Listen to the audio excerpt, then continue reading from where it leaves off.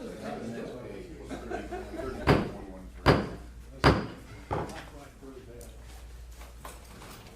Brunswick-Glynn County Joint Water Sewer Commission meeting for Thursday, June 21st, 2018 will come to order. Commissioner Turnipseed will give the invocation, and I'll lead us in the pledge. All rise, please. Dear Heavenly Father, we thank you for this day. Father, we thank you for the opportunity to represent the citizens and the customers of the Brunswick-Glynn County Water and Sewer System. Guide this meeting and help us to operate in a manner that brings glory to you. Help us to realize the needs and help us be good stewards of everything you blessed us with in this county with. In Jesus' name we pray, amen. Amen. I pledge allegiance to the flag of the United States of America and to the republic for which it stands, one nation, under God, indivisible, with liberty and justice for all. Do we have any public comment? No, sir, we do not. All right. We have an employee recognition. That's supposed to include Commissioner Harvey. Can we move this to when Commissioner Harvey is here? Is that a problem? Legal problem. Okay. Can I have a motion to move employee recognition? I just want to make sure we have employees that will be listening to the meeting. They'll have to be here the whole meeting though. Then. Yeah, until, well, Commissioner Harvey gets here. Can't Jimmy or you or somebody? We can do it. Yeah. All right, we'll do it that way. I'll let the vice do it for Commissioner. So employee recognition certificate presentation. Oh, I know that. Oh, hell, yeah, we'll do it.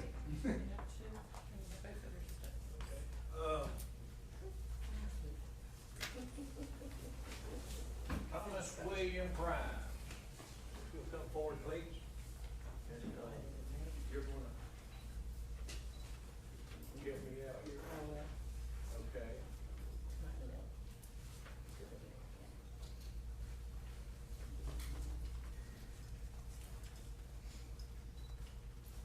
Mr. Grimes? Yes, sir. Congratulations. We got an award for you, and let's see, the Georgia State Board of Examiners for certification of water and wastewater treatment plant operators and laboratory analyst recognizes the following JWSC employee, Thomas William Grimes, certified wastewater collection system operator. This employee is now permitted to practice as wastewater collection system operator in the state of Georgia and is entitled to all of the privileges allowed under the Registration Act of Georgia. Congratulations, sir. Thank you, sir.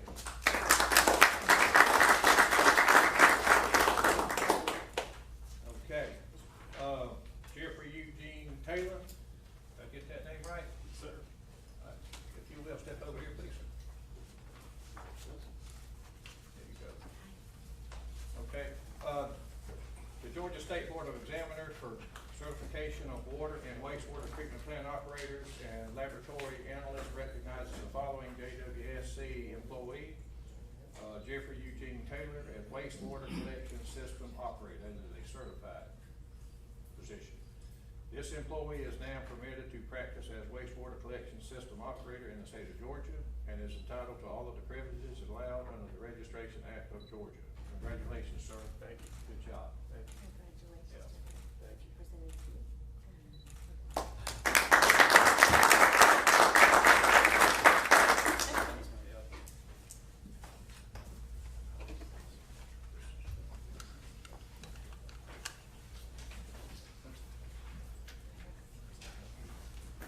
Okay, Commissioner Adams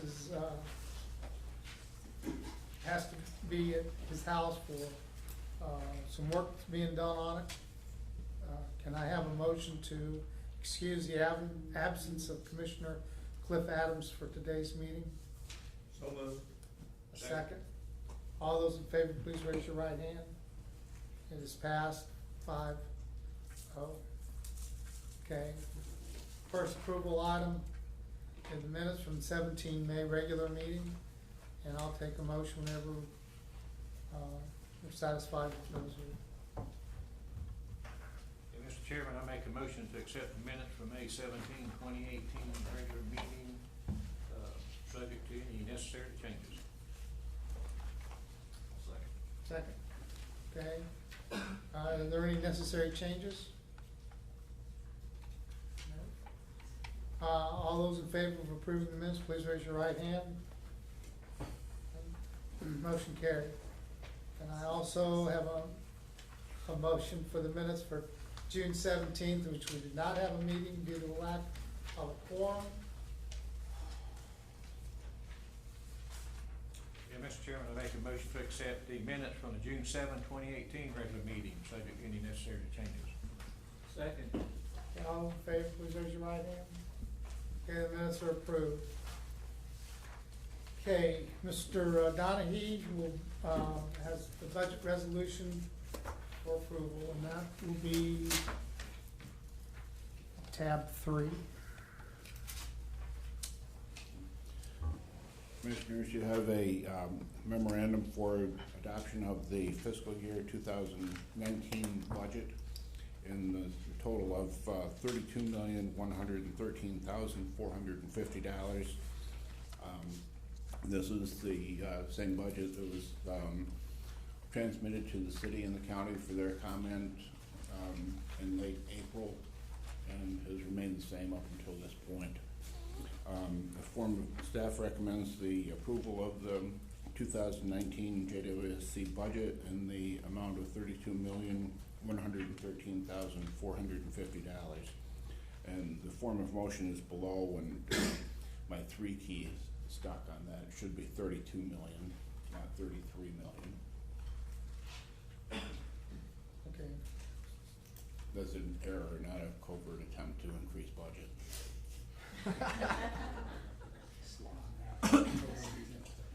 Okay, are there any questions of the briefer?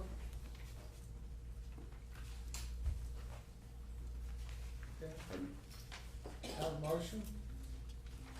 Yeah, Mr. Chairman, I move that the Brunswick-Glynn County Joint Water Sewer Commission approve the fiscal year 2019 JWSC budget in the amount of $33 million.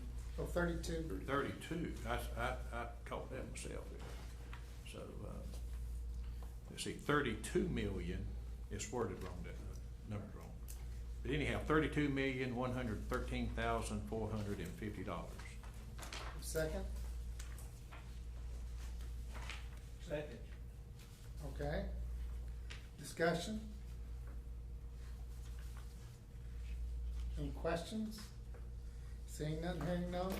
All those in favor of approving the motion, please raise your right hand. Okay. Motion carries. Thank you.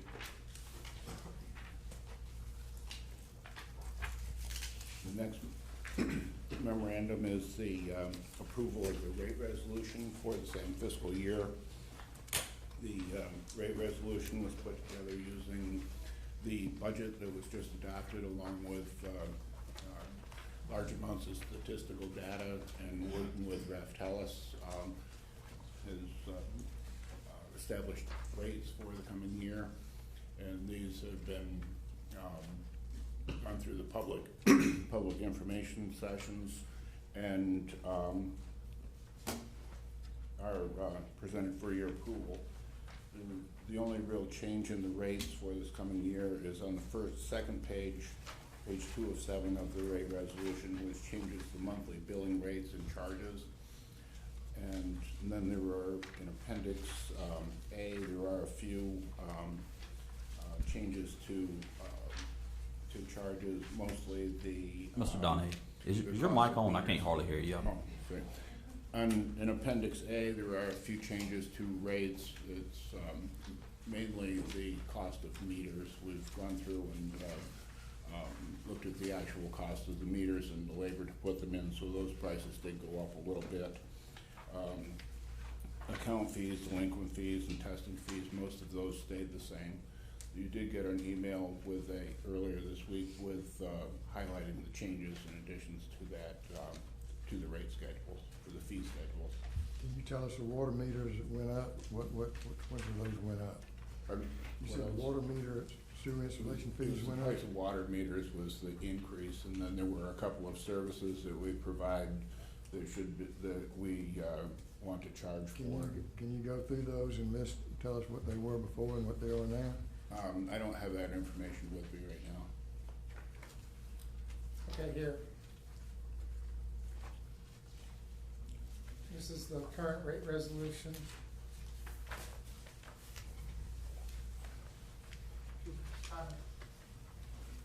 Go through that, and tell us what the new is.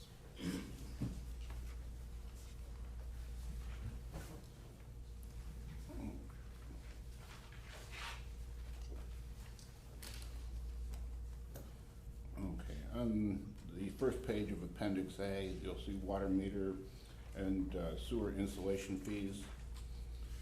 Last year, a 1-inch residential meter was $1,360. That's actually gone up to $2,410. It was what before? It was Pardon me? what was it in last year? 1,360 compared to 2,410 this So year. it's double, almost. Nearly. Last year, there was no 1.5-inch meter. The price of that is $3,920. A 2-inch meter last year was $3,010. This year is $3,970. Now, that's actual cost? That's the actual cost of the meter, the fittings and that go with it, the labor and the equipment that it takes to put it. So we're not upcharging any percentage? No, sir. This is in addition to the tap-in fees. Yes, sir. This is the fee for the actual The materials and operational portion installation. of capital improvement fee. You mean a 1.5-inch meter is only $50 less than a 2-inch meter? Pardon me? A 1.5-inch meter is only $50 less than a 2-inch meter? In- That's what we show. Well, in total cost Yeah. of everything together, I don't remember exactly what the meter cost itself was. So this is the accumulation of the actual meter plus the labor to put it in and any other additional And material? all of the other materials that go along with it, which is tapping the main, putting in the laterals and all of that kind of thing. So what went up, the cost of the meters or the cost of the installation? That, I don't have that information with me, Commissioner. Well, you know, we went through tap fees and everything, and this is another cost, that we need to make sure we got the right numbers on it. I used the numbers that were presented, that were given to me by the water distribution. So a residential customer's gonna have to pay an additional $1,000 over what the tap fee is, with this number, right? So it's Yes. just to make sure I'm on the same page, $6,800 tap fee plus now you're asking $2,410. So $8,200. Plus the deposit and account startup fee and lateral inspection fee On the new house. on a new house. I think when we adjusted the tap fees, we should have known those numbers. Because now the actual cost to the customer is gonna be higher, substantially higher. Well, the capital improvement fee is how we obtain capital funds for expansion of the water and sewer systems. This is what it cost us to install the meter, and the meter and the material cost have always been in there. This is an increase. How much was it last year? $1,360. It almost doubled. Yeah, that's kind of how much did the labor rate go up? Again, I don't have that information with me. Aren't you the finance director? Yes, I am. So all this that's in this rate resolution. I mean, we voted to preliminarily include the rate resolution, you know, a month or so ago, so it could go to the city and the county.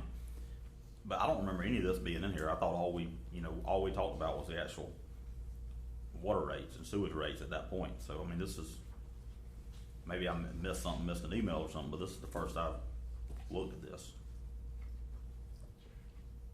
Was all this in the city and county approval, or?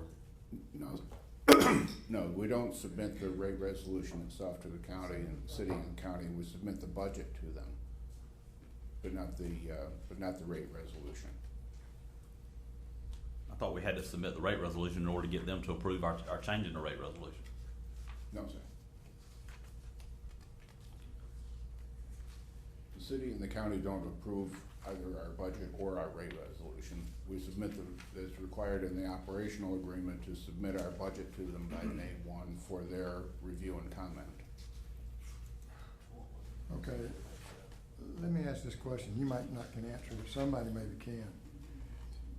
The 1 inch meter went up.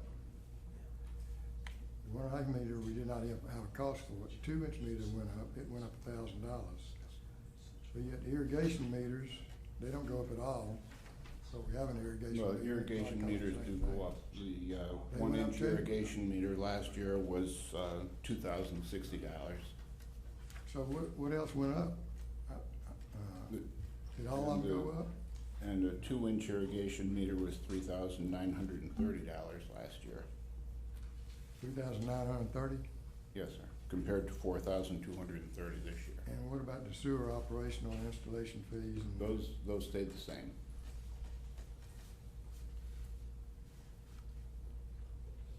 Did anything else go up on it? No, nothing else went up. We added, there were a couple of additional inspection fees for, we occasionally get requests from the Department of Health on complaints about grease traps, sewer traps that Angela Walker has to go out and investigate. We've added a charge for that. And then there's another charge for unauthorized discharge from lint or hair traps. Okay, where are those two charges? They're on the page 2 at the near the top. So Page 2 of Appendix A? Yes, sir. which ones are those? Department of Public Health complaint and unauthorized discharge from lint or hair traps per inspection.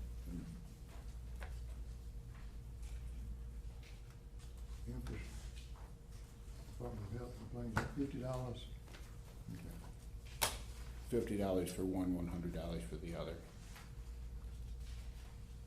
Does anybody know what the components are of these increases on the meters and the installation? I have the information on my desk. Okay, we're gonna be here a while. Why don't you, go generate this information for us? And we'll conduct the rest of the meeting, and then we'll take this up. Okay. Real quick before that, what's the difference between a 1 inch installation meter and a 1 inch water meter? Why would one be more expensive than the other? 1 inch irrigation meter. Yeah, or for that matter, two. Why is the irrigation meter more than the, I mean, it's, The primary thing is the irrigation meter requires a backflow. okay. Unauthorized discharge from lint or hair traps, where are those? Who has lint and hair traps? I would assume it would be at personal laundry and salons and things like that.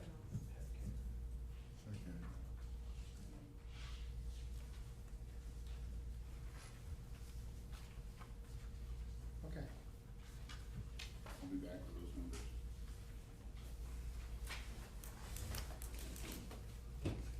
Okay, next on the approval list is the North Mainland Phase 1 change order number 2. All right, Commissioners, good afternoon.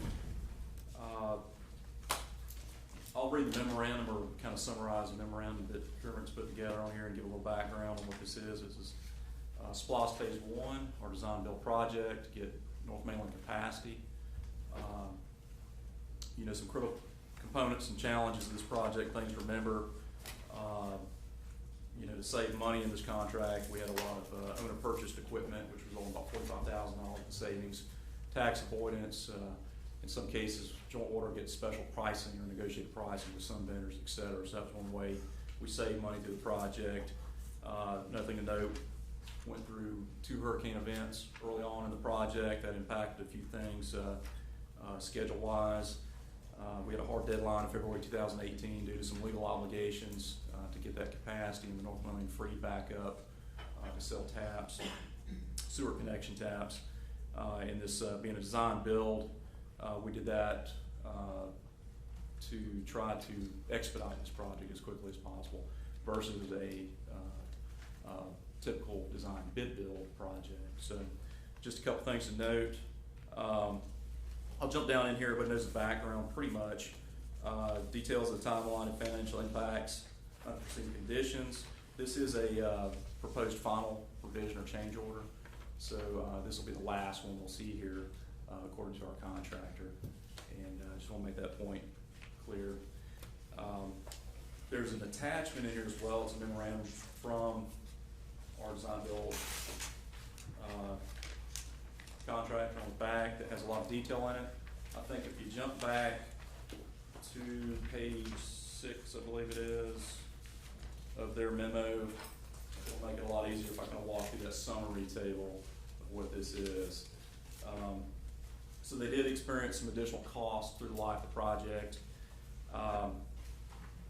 The original contract price with them was $2,071,162, and the deduction you'll see there of the owner purchased equipment at $474,000. Essentially, the 1.596 is the remainder of their Constantine Group's cost in the project. Spent to date, this is including the overages that they are to date, is 1.942. Which results in an additional $345,000. They had a built-in contingency on their side. Then this is not an owner's contingency. In other words, a commission-approved amount over the approved contract amount or base amount. This is within their side of the ballpark there of 5%. As these additional expenses accrued, they applied those to that additional 5%, which is $103,000. Essentially, once that was accounted for, they also absorbed an additional $82,000 additional cost. So that leaves the amount of this change order that's being requested of $159,446, of which right below that 159 number is the breakdown of how that 159 has come about. So This owner purchased equipment. That was the equipment, as I recall, we agreed to go ahead and buy that equipment in order to move the project forward that's correct. To reduce, eliminate sales tax. and to eliminate sales tax. Now, in the original contract of $2,071,000, they had, that equipment was included. That's correct. So what I'm wondering is there a markup that the contractor would have added on his equipment purchase for handling that equipment, for purchasing that equipment? And when we took over that purchase, did they also credit us that markup in that $474,000? I would assume they did, because this was the price we agreed to at the time. We agreed to $2,071,162. Yes, sir. And then that was a lump sum price. That's correct. We've already had one change order, is that correct? One change order, number one, was for time extension. Okay, for time These are the extension. originals. Yes, sir. No money involved with that. Not time extension, but no increase in cost. Right. Okay, the thing that Commissioner Copeland mentions, one thing I have, but I don't understand why we're throwing in the 5% contingencies. That's what we generally put in the cost just in case, to cover change orders. But yet they're saying they're giving us a credit for that on this. And when you have a design build contract, it's a lump sum fee. And they should have known some of this stuff going into it. Now, some of the additional bypass pumping, yes. I think we might should pay some of that. But I question if we ought to pay any of the rest of it. Because if they had been designing it, if the engineer had been designing it up front, and we had a separate contractor building it, Mhm. then the engineer who's designing it would have caught those things. The electrical issues were things we requested as the project was ongoing after the design was done. What were those? It's in appendix C. Just give me a summary of what they were. It was lights and horns at stations, different, the multi-smart controllers by Flight, installing them. That was something that we requested. But we paid for those when we bought the equipment. Yes, but this was the installation of those. Oh, that's nothing. Okay, go ahead. And then we had, again, most of it was horns and lights and that stuff like that. Like I said, it's on the entire, the 4 things were on appendix C.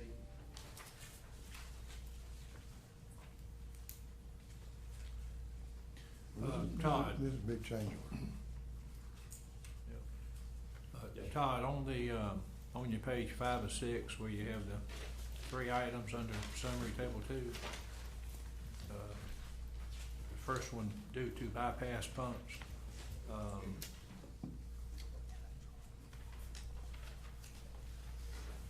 they have to rent some pumps and operate these pumps. Was there any way, I mean, was something decided after the, you know, there's an approach to do work like this when every one of these projects are different. Was there some way that they didn't know they were gonna have to use bypass pumps? I mean, was it fairly clear that nobody knew they had to use these pumps till after you got into the project, then you had to have them? So, as far as the additional time involved with bypassing?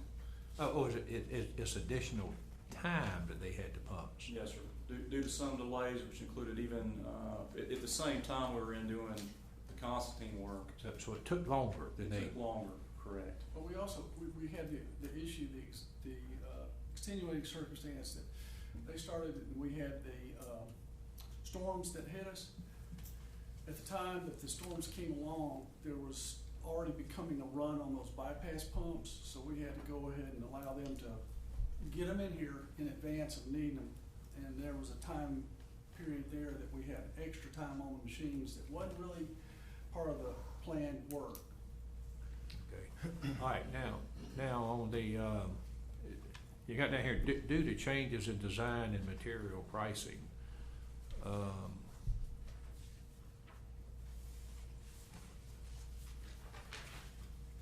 so we went into it thinking,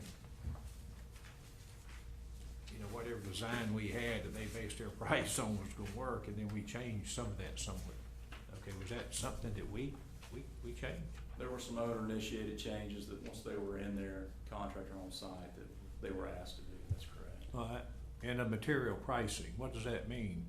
We use the same materials, but prices go up, or we ended up having to find some other materials that they didn't know they. The prices went up from what they were estimated on the material cost in some situations. Well, who was furnishing who quoted the materials to us? Didn't they quote the job with the materials, furnishing the materials? And what you're saying, the price escalated from. Right, from when that 30% design, where they gave us the guaranteed maximum price. Yeah. And then when we actually purchased it through the owner purchased equipment process, Yeah. the price was higher when we purchased it than what the estimate was. Okay, all right. And of course, then due to changes in electrical scope, so those are changes we initiated that we decided we wanted. Yes, ma'am. Well, okay. Thank you.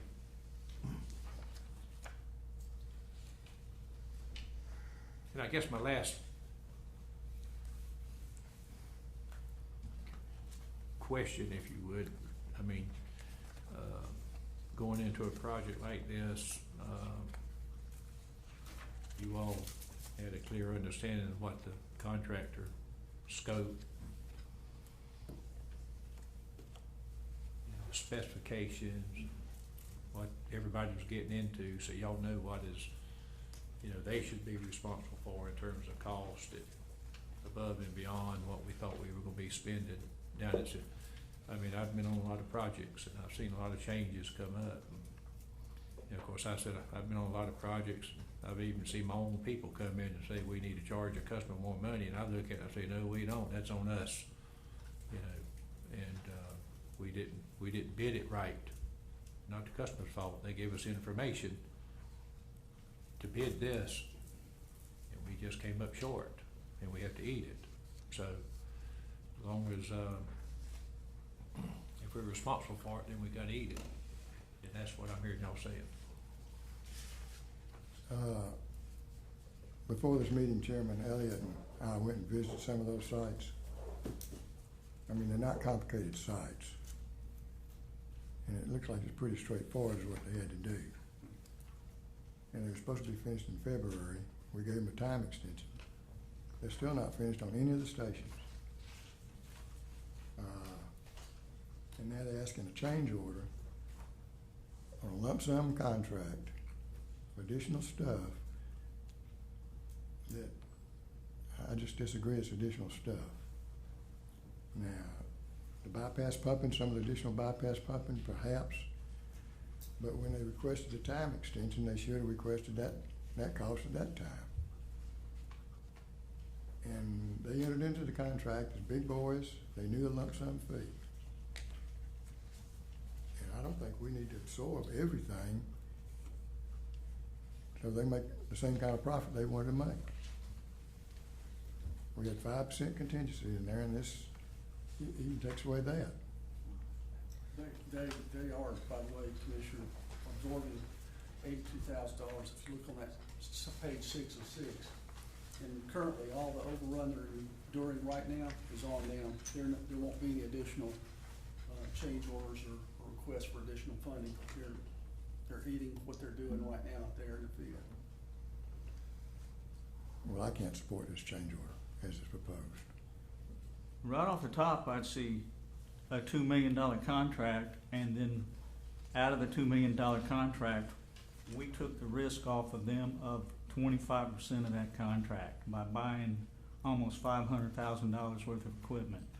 Their $2 million contract had a substantial profit margin for that 25% of the contract. We turned our $2 million contract into a $1.5 million contract essentially.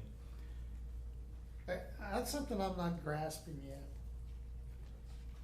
We awarded them $2.07 million contract. And in their bid, they had the equipment. Is that correct? They're the 2.07, we just said, hey, we're not gonna buy any of the equipment, yes, they would have provided everything. Okay, so we went out and bought the equipment. Is that reimbursed in here anywhere?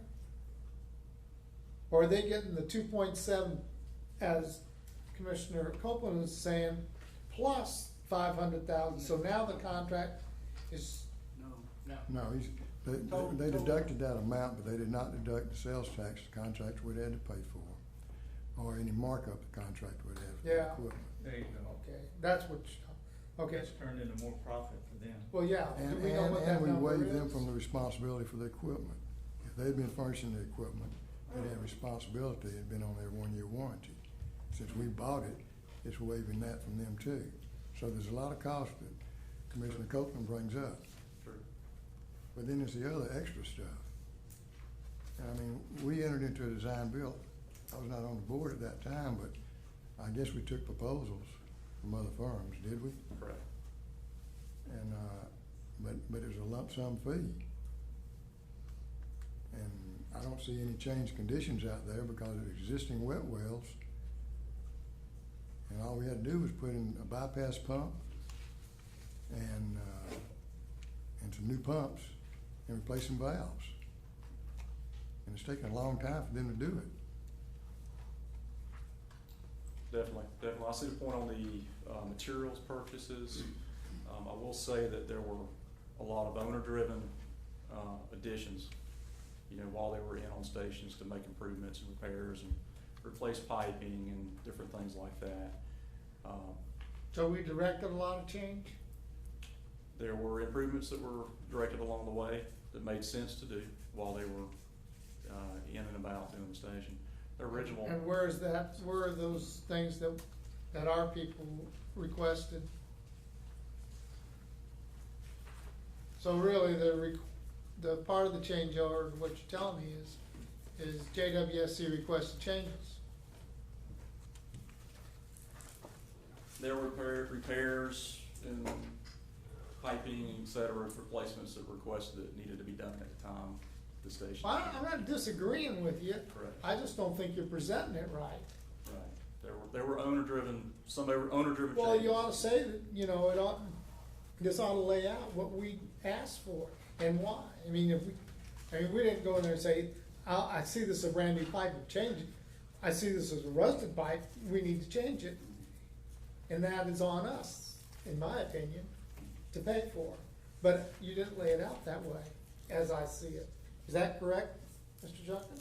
Yes, sir. I think if there are things we instructed him to do in addition to the contract, we should have that number broken out and tell us what those were, and separate those out. It's gonna be a small amount of this total change order, I'll tell you that.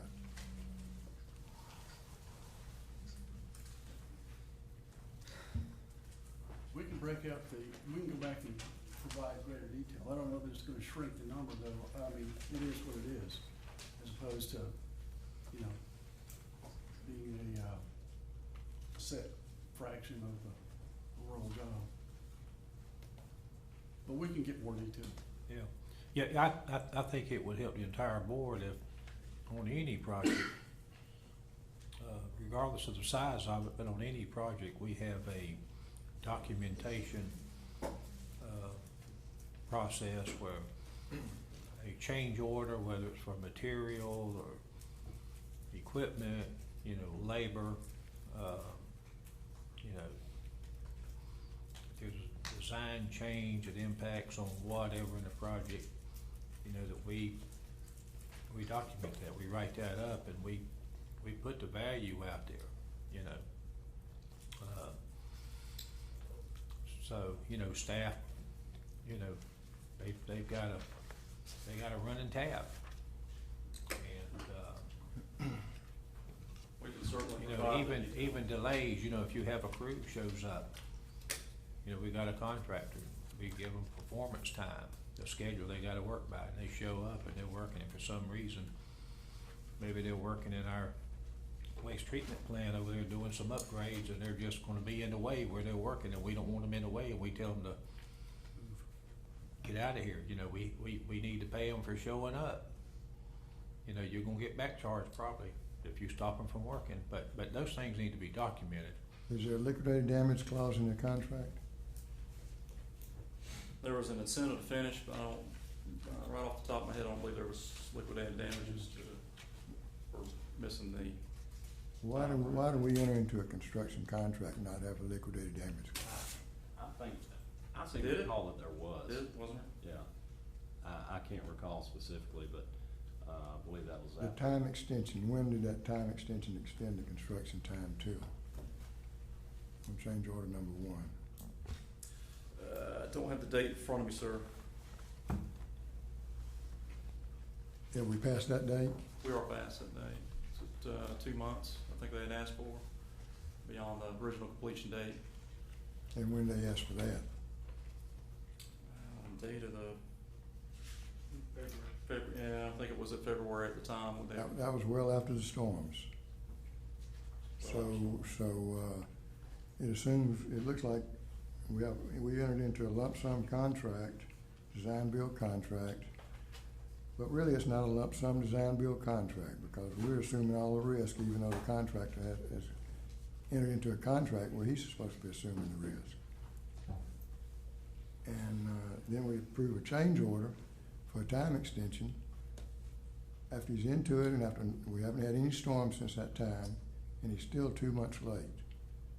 And we have a liquidated damage clause in the contract that we don't even know if we're gonna assess liquidated damages. Essential, I will make this comment, though they're finishing up on the project, one of the things we've got to note is that our initial purpose in the project was to ensure that we had adequate capacity for the North Mainland. We were in threat of legal action, and in fact in legal actions with folks at one of the developments here in the community, and had others talking about it. We entered this into a design build for one purpose, to achieve the timeline that we needed to meet the deadline that was presented by the legal agreements we made with the developers that I'm mentioning. We met those deadlines. There was work to be done afterwards, and honestly, while it has taken an excessive amount of time, the core purpose of the project was accomplished on time, and we did not face any further legal issues as a result. Okay. You're using contracting terms that I'm not generally familiar with. I'm familiar with them on the federal side. But is design build considered a firm fixed price contract? No. Is it a cost plus? Generally not to exceed, so they are, sorry, Okay. You're from the engineering? I am from the engineering side of Constantine, my name's Wes Pine. I'm sorry I'm sitting here through part of this conversation. I came on board about 2 months ago, and I don't know the specifics of the constructor side of all the pieces that are here. Okay. I know that there were some delays in materials, some changes, and some modifications in the field. But as far as I know, this is a guaranteed maximum price contract, and, but I don't know the specific contract details in front of me. Well, this is what it appears to me. It appears to me that from what you described as design build, that the contractor had the risk and not us. And now it appears to me that the contractor, in this case, is asking us to pay for some of the risk that he didn't plan for. I wouldn't quite say that's the case, because as we indicated before, we did make some necessary changes, and there were some things that were outside their control, i.e. the storms, whatnot, and the impact it had on the availability of materials and equipment. Yeah, but we've already given them a time extension for that. The equipment costs did not go up. Now. The rental costs. And I say, okay, the bypass pumping, maybe we should pay something for the bypass pumping. But I think that's all. I think if there were some minor changes that we had to the contract, they would be more than offset by the sales tax that they did not, that was in their contract, and the markup they had for that equipment that we bought, that we did not even take into account on this change order. And so I would, tell them why to don't- pay for some of the bypass pumping and leave it at that, and tell them they need to finish up. I seem to I would- recall, you know, I'm sorry.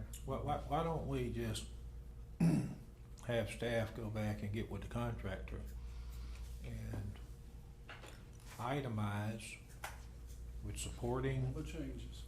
narratives, documentation, itemize it out as much as they can. We had an And, inspector on the job. yeah. I'm pretty certain And, the day-to-day stuff, as well as the bigger details. but this is awful difficult to get our heads wrapped around here to approve $159,000 change order for this many questions. I mean, it's just too difficult. And, I mean, it may, every penny of it be justified, but I don't think it's prudent with just the broad information that we're getting to say, yeah, let's cut a check for $159,000. Yeah, understand. So, We'll do that. I do recall during that meeting, when we approved, we approved the, owner purchase of the equipment, that we purchased equipment, that there was a discussion, and the fellow from Constantine was in the room at the time, and we asked him, or at least I did, how much impact that would have to the schedule, and if that would create some float, and he did tell us a number of days of float he thought that could create. Seems like it was 30 days, something like that. And we talked about at that time that, okay, we're buying the equipment, we own the float, contractor does it on the float. So we're expecting it to be finished definitely on time, if not early. And it sounds like we're 2 months behind. So that's another item to consider when you put together your numbers. The additional 2 months, by the way, while it is very unexpectedly late, has not we haven't incurred damages or actual liquidated damages as a result of their timeline or failure to meet the original or the extended timeline.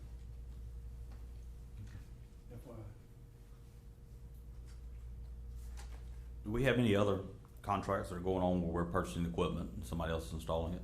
This is the only liquidated, the only design build project we're doing. Well, not even specifically for design build, is there anywhere else that we're trying to use our tax exemption in order to buy material? Commissioner, I think we looked at it every project, opportunities for that, especially, yeah. Let's have a conversation about that and verify some stuff. I'm not 100% sure that we can use our tax exemption to buy something somebody else is gonna install. Well, it's good points Commission's made about warranties and handling, and that type of Well, even thing. outside of that, We considered it. we'll have Right. we just need to do some research. That's a legal issue. Can you check that, Charlie? I'm already on it. Thanks. Okay, Okay, all right. Yeah. We'll come back with more information for Commission. yes, sir. All right, thank you. Okay, online payment transaction fee absorption, Mr. Sellers.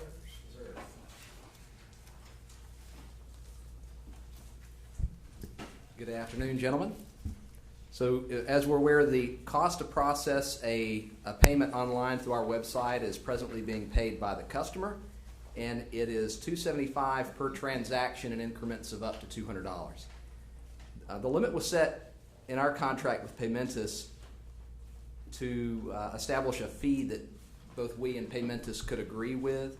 Though we refer to this as a convenience fee, it's our belief following 6 months of survey results that this fee is a considerable obstacle to greater utilization of the service by our customers. Only 10% of our customers pay us using credit or debit cards online now.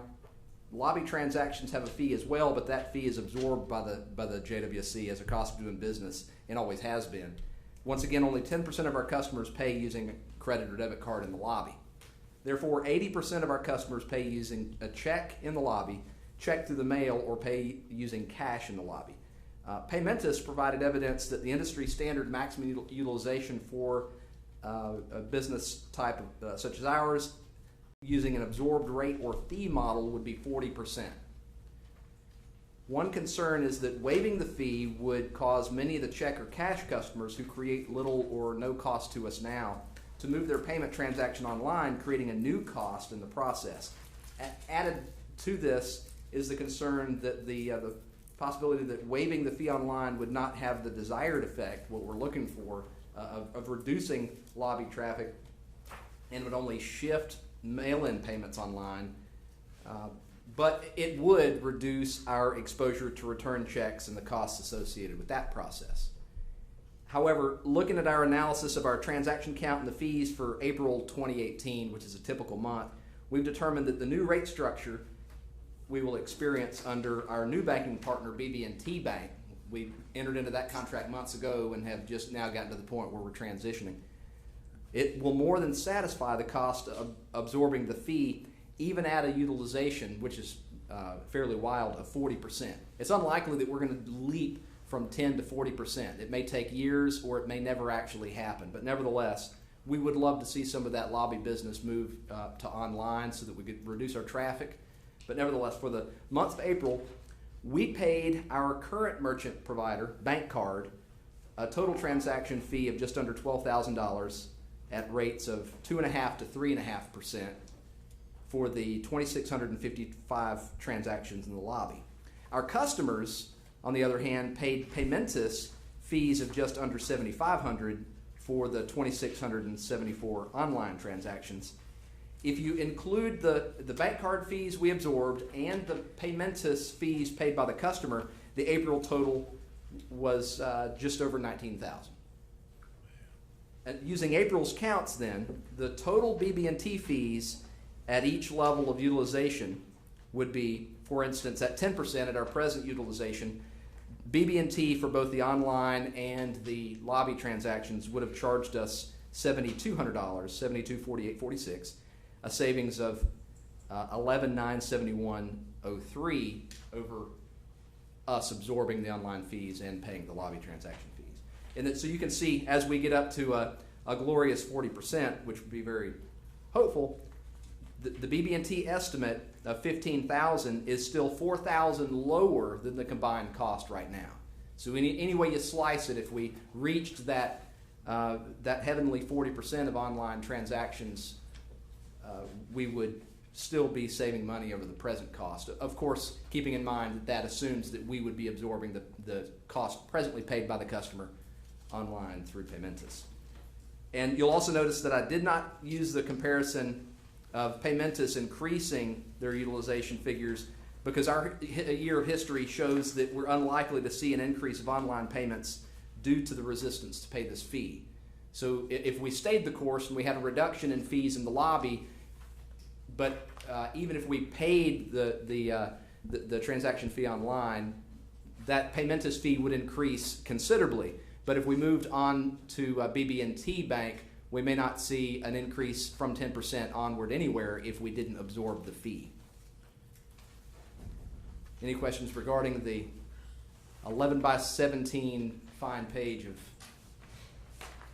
transaction details? If we hit that 40% utilization, Yes, sir. and we absorb the fee, that absorbing the fee would potentially get us to where we could hit the utilization, the 40%, I suppose. Yes, sir. Because of the customer's reluctance to pay the fee themselves. Correct. How would that impact our cost in the lobby now for processing that 40%? I guess maybe there are 30% of that we're processing right now in the lobby.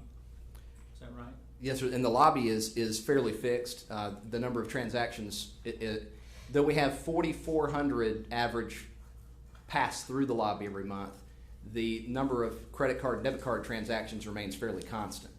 So even if worst case scenario, we increased our online utilization to 40%, you wouldn't see a greater lobby fee than, based on April's numbers, which is, as I say, a typical month, $4,600.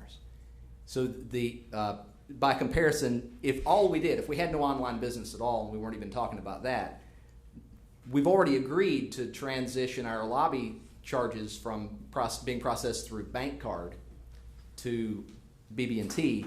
So we would already see a reduction between $11,865 down to $4,653. I don't know if that answers your question, but essentially we're going to save money in the lobby to such a degree that it would make business sense to absorb the cost, because we don't hit a plateau where it starts to cost us more than we pay now until we reach 30% utilization. That's that $12,438. So as far as the bottom line is concerned, if by some wild stroke of fortune we had a good number of customers that decided to pay us online instead of through the mail, we wouldn't be at risk of going in the red compared to April of 2018 until 30%. I honestly don't have any confidence that we're going to hit that number quickly. If we doubled our rate of online transactions, we would still be, about $3,000 to $4,000 less per month than we're spending now. Than we're spending now. To answer your question, there's a strong possibility that a lot of the online utilization will be picked up for people that come by, swipe their card in the lobby now because they don't want to pay the $275 fee. So the lobby number is kind of your worst case scenario, but I would assume that as the online picked up, the lobby charges would go down.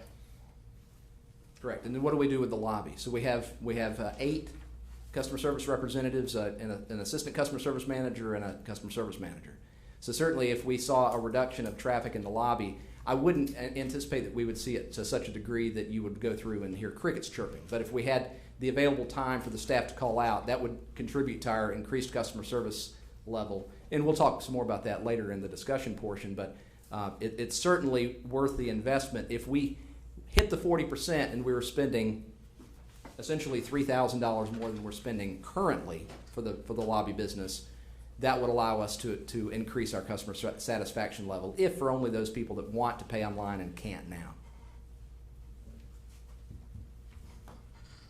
If we were to hit the 40% or even go to 50 or 60 or who knows Yes, sir.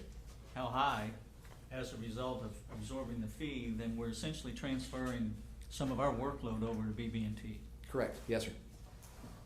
So we should have a reduction in our workload.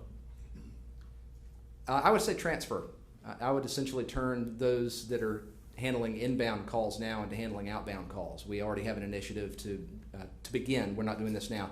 Communicate with those that have we've responded to their service calls, and it goes into that application referred to as CityWorks. So we would like to be customer service would like to be the last people to contact the customer to see if they've called us because they had a sewer backup. How did we handle that sewer backup? They've called us because they have a leak in their meter box, or there's a pond in their yard on account of a water main break or any type of leak like that. I want to go to the next level and say, how did we handle that response? We don't do that now. Very passive. Once the work is done, customer service isn't aware. Which, by the way, as a small footnote, does lead to some frustration, because if there's a leak in which we're at fault, let's say if in the meter box water passes through the meter and then there's a leak that really we should be responsible for. Oftentimes we have somebody come back and say, my bill skyrocketed this month and I really think that I shouldn't be responsible for it. That does happen occasionally, so we would catch that because we would then see the service ticket. We don't see that now in customer service. So it would bridge a gap between operations and customer service. The additional time available to do customer follow-up. Yes, sir, indeed. I'd like to be that proactive. So we can do some of that now, and we're going to start instituting that in the call center. So when they have downtime, they'll be calling out. We'd like to be a lot more active with it. Meaning we would like to be customer service would like to close out an operations service ticket. So we would be the last ones to touch it, make sure that we did the right thing. Well, I think at budget time, we'd be able to look at that and decide, as a commission, whether we would prefer to have transfer or reduction. And I think that's fair to say. Well, what I'm wondering, and I agree with you, but what I'm wondering here, if we're looking at a number like $15,000 a month times 12 months, you're talking about $180,000, almost $200,000. You could hire several customer service people in the lobby to pick up that load. No, sir. Keep in mind, we're already spending $12,000 per month. You would only see a real difference of $3,000 per month if we had 40% utilization, because we already absorb the lobby transaction fees. So we're creating two different types of customer. Those that we want to force into the lobby so that they could avoid paying the $275 online, and then that second type of customer are those that refuse to pay that way, and then they come in and spend a lot of time in the lobby talking about it. So we want to make those people happy. We're already going to see a savings. Yes, sir. Because we're making a change to BB&T. Correct.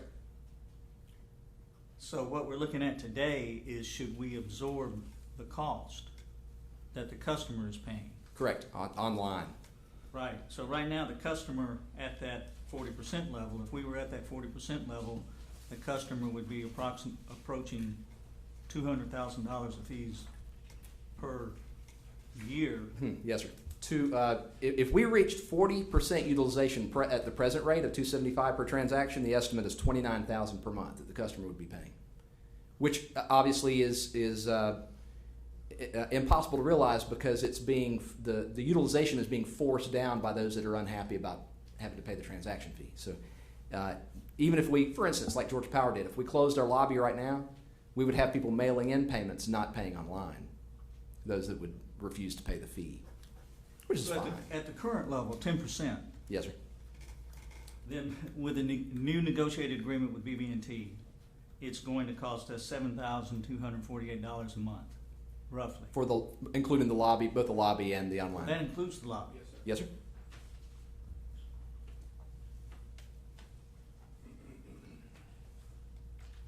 On the attachment, you'll see under pending processor, the lower portion of the page, right in the middle of the bottom. Is that the $2,595? That's it. So whereas the customer presently pays $73.53 for that 10% utilization, the BB&T rate for the same amount of business would be $2,595, $2,600. So now you're asking us to absorb $2,500.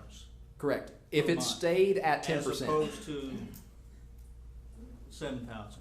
Right, you would already be committing to the 4653 because that's a reduction from the present 11,865, which is real numbers. In April, that's what we paid to Bank Card, 11,000.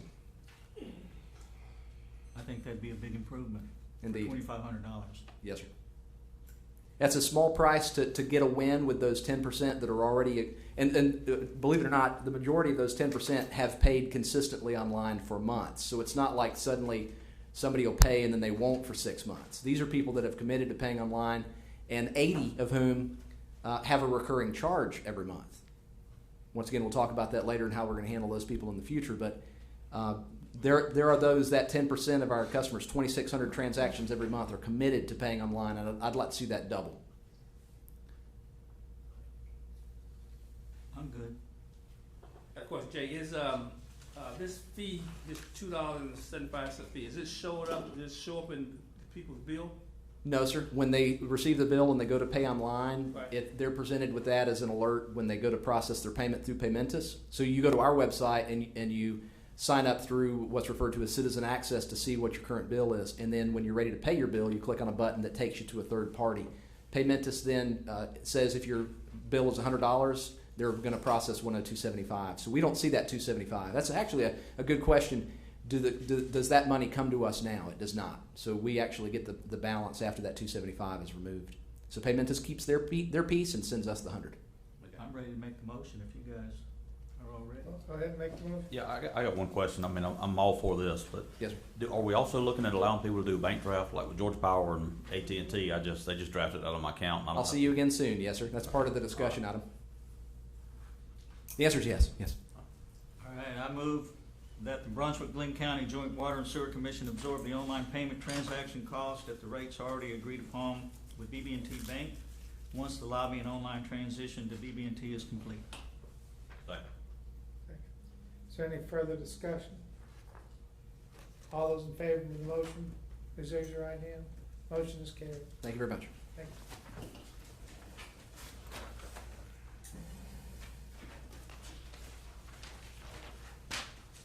Good afternoon, Commissioners. This item on your agenda is to award the engineering contract for the SPLOST project with the City of Brunswick, Lift Station 4003 upgrades and gravity system improvements. We held a pre-proposal meeting on the 15th of May where we had 13 firms show up.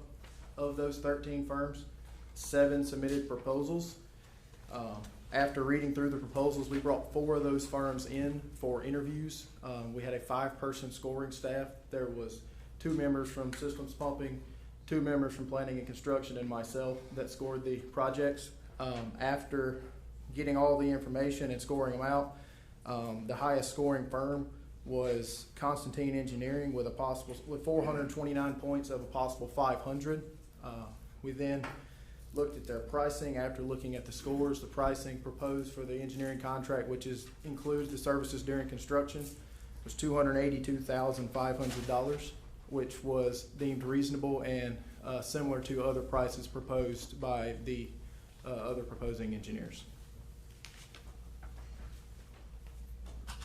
When they bid this work, is a copy of our terms and conditions included so that they include the risk involved in those terms and conditions in their bid price? Our standard language contract is not included, but they do have to provide all those, the liability and risk and all those insurance copies and E-Verify stuff to us as part of their bid packet, or proposals, not a bid, sorry. Andrew, how many contracts do Constantine have with us? Right now, JWSC, yes. the only existing contract they have right now is the SPLOST North Mainland How many Phase 1. have they had with us? How many have they had with us? As far as they've done a couple of study projects for us, and then the SPLOST that's going on now, and then this would be their 4th or 5th. Constantine, a local firm? Constantine has offices in Jacksonville, Augusta, Atlanta, and Fort Walton Beach. But not local. Is any one of those firms a local that came in? The only firm that has an office in Brunswick that proposed for this was Thomas & Hutton, and they were brought in for an interview.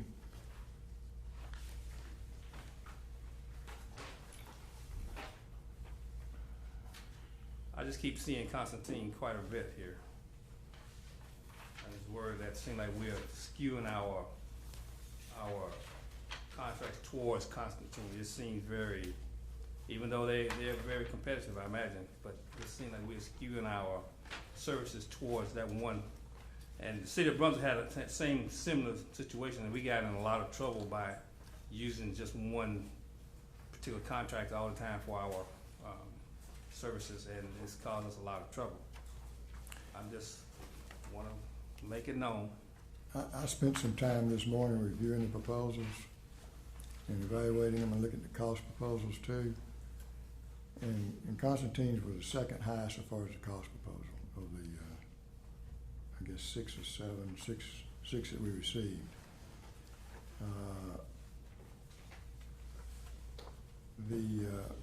My concern, and I want to make sure that if we award it to them, is that we clarify exactly what's going to be provided during the construction services part of it, how much inspection is going to be provided and everything else. Also, that the firm dates are in the contract, because this is a project that needs to move pretty fast. We have about 120 days set up for the design, and the planned inspection needs to be complete by then so we can bid it. Yes, sir. The goal in this project is to have design complete 120 days and bid done by the end of the year so that we can award and start construction in January. The alternate is, and also, there's concern we're using existing pump station, replacing existing lines, so there are going to be some traffic problems along, is that K Street? Yes, sir. Divert traffic for a short period of time there. But the wet well, if it does need to be enlarged, we need to look at something other than just a fiberglass wet well. I would recommend that we require the engineer, whoever we select, to look at, if they want to look at a fiberglass, that's fine, or precast concrete, but I think we ought to look at a poured in place too, connected to the existing structure. And also, right now, the pump station only has room for 2 pumps set up. We need to try to think about making it a triplex pump station. Yes, sir. And we need to look at VFD drives. But that being said, we don't need to have any change orders with the contractor once we award the contract. It's a lump sum fee. And so we need to make sure we understand exactly what the $95,000 covers. And I don't know that we understand that right now based on the proposals. And I would propose that we require an hourly rate for the inspection, because the contractor doesn't know how much time it's going to take the contractor to do certain things. The services during construction is an hourly not to exceed. Yeah. That is not a lump sum. Andrew, I only see the price from Constantine. Yes, sir. I have the prices here if you would like to see them. Well, no, I don't care to see them, but if you could just, can you read them out? I sure can. You know, I mean, you've got them evaluated, starting with Constantine and Hussey Gay Bell, Thomas and Hutton. If you could kind of go down the list there. Yes, sir. These all are both design, permitting, and construction phase prices. Constantine's proposal was $282,500. Hussey Gay Bell was $252,015. $252. $252,15. Thomas and Hutton was $198,000. Four Waters was $320,000. Goodman Mills Cade Wood was $229,400. Richardson Garrettson Associates was $126,660. And Hazen and Sawyer was $330,350. Okay, thank you. Yes, sir. That was a lump sum price they had, but they had it broken out for a whole lot of different tasks that they'll be doing on the project. And Commissioner Harvey, I raised the same question this morning about local presence. Yes. And my concern is,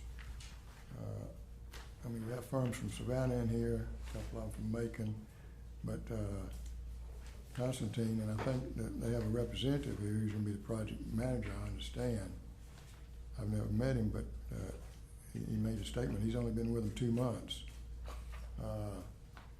And I just don't know who we're gonna be dealing with in what office, because they have an Augusta office, they have an Atlanta office, and they have a Fort Walton Beach office, and maybe a Jacksonville office. And if you look at their proposal, the different people in all different offices, so where's the work gonna be done? Can you address that? It's gonna be done by me as the PM out of the Augusta office. I'm gonna lead the design effort. I'm gonna pull in a few people from Charleston and Jacksonville. MOT's gonna be done locally, SMPC's gonna be done out of Jacksonville. Survey's gonna be done by a local firm. But I'm gonna coordinate the design effort and the site visits and the overall construction administration myself, and I'll be doing it out of the Augusta office. Where will the inspector come out of? He will come out of Fort Walton or Jacksonville. But we've got, as part of Constantine, constructors, we have a group in there we can pull from. So those people obviously live and travel on the road.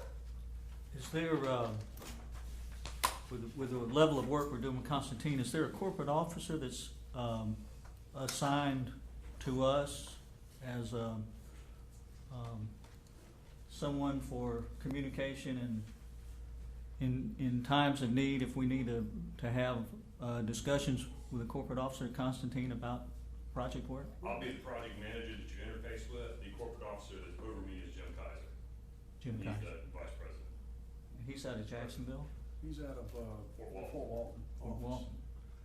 We've also had contact with their, one of the other senior VP, Cartvay. Cartvay is out of Jackson. He's a local guy that's come up and looked at some of the work we've done as well. You mentioned Constantine Constructors. Yes, sir. Will they be bidding on this job once it No, goes sir. out for They bid? will not.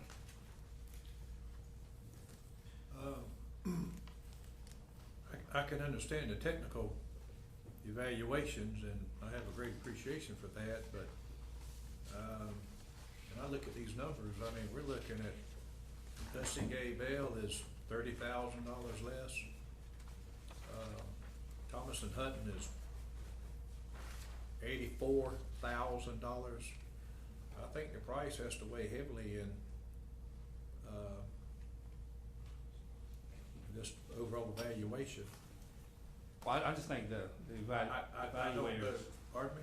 I think the evaluators probably use some, Well, I don't know. discretion. Well, you know, and I say this, you know, just. Yeah, I understand, but still, I'm just saying, just if, you know, without questioning any of that, I mean, if I look at the evaluation scores, I don't see anything alarming from Constantine to Hussey Gay and Bell, Thomas and Hutton. Now, you get down here at the bottom, project timeline and approach.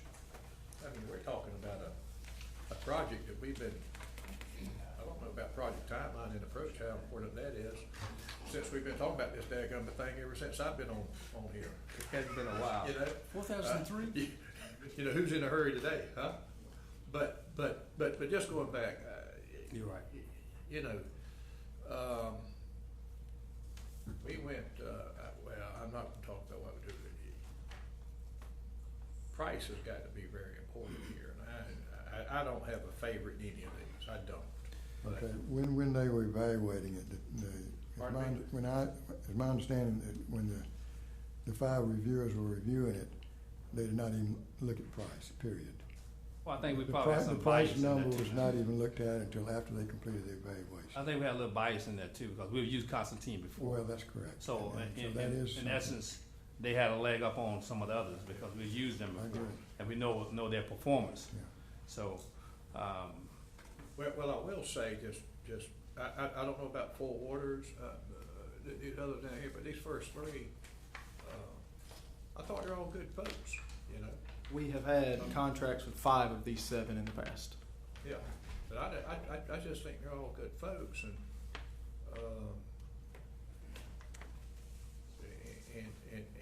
these evaluations and how you come up with them, I appreciate that. But still, I appreciate these numbers I'm looking at for what they mean, and we've got an $84,000 better quote from Thomas and Hutton. We've got a $30,000 better quote from Hussey Gay and Bell.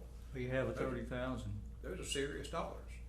and you've only got a 14-point spread in their spread, and if you were to just remove, if you were to take out, evaluator number one, You come back. you would've, Right on time. Hussey Gay Bell would've won. Yeah. Right, I was actually gonna point out the same, if you take throw out the number, the highest and the lowest score in each category, Right. the three averages, the three remaining in the middle, theirs are all very, very close across the board, Yeah. about the all over. Well, Yeah, we actually did that. If you throw the high and the low out, the gap shrinks, but the order does not The change. order stays the same, but the gap is significantly different. The gap cuts in half, actually. But I think you still have to evaluate what they're quoting, what we're asking to be done, what they're quoting to do. And I think I'm just telling you, Commissioner, I think every one of these, the Constantine, Hussey Gay Bell, Thomas and Hutton will deliver a quality project that we're asking for here, the engineering services. And, we have an opportunity here to Let me ask you, look at these prices. Thomas and Hutton's much less. Decide yeah, what let me ask you a to do. question now. Do we have to pay, is traveling time in this contract? You know, I know sometimes the engineer put in, they have to travel from here to there to do certain things. Is that put in that contract? No, sir, the travel time's not included. It's just time on site. Is time on site? Okay. Now, if you look more into their breakout of their proposals, Hussey and Bell, their construction services was $106,000 of that $252,000.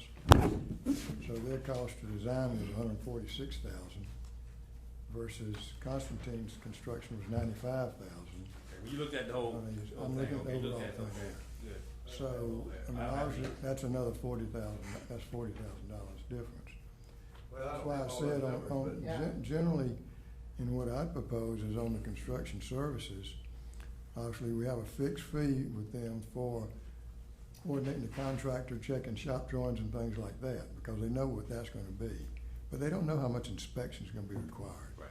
But, so that ought to be on an hourly basis with an estimated amount for whoever we enter into a Yes, sir. contract with. But I mean, I feel, I think we need to have somebody that we know we can communicate with, because this is gonna be a critical project. Yes, sir. And it needs to move rapidly. Yes, sir. Don't make a motion for who you So, think we should go. so, do we wanna kick this back to staff and have a look at it again? Well, I suggest we do. Is there- Okay. I mean, you got a high score, is there somebody you're uncomfortable working with, out of the top three? Top three being the left If they group. come back, Constantine, fine, I can live with that, but I think we need to. No, I don't think staff has any concerns with any of the groups doing it. I would say that price was not considered into the scoring matrix of this. That is traditionally how engineering projects are done. You look at the price after you've made a selection, see if the price is reasonable for the project. So we did not look at the price and was not considered by any of the 5 people that were scoring this.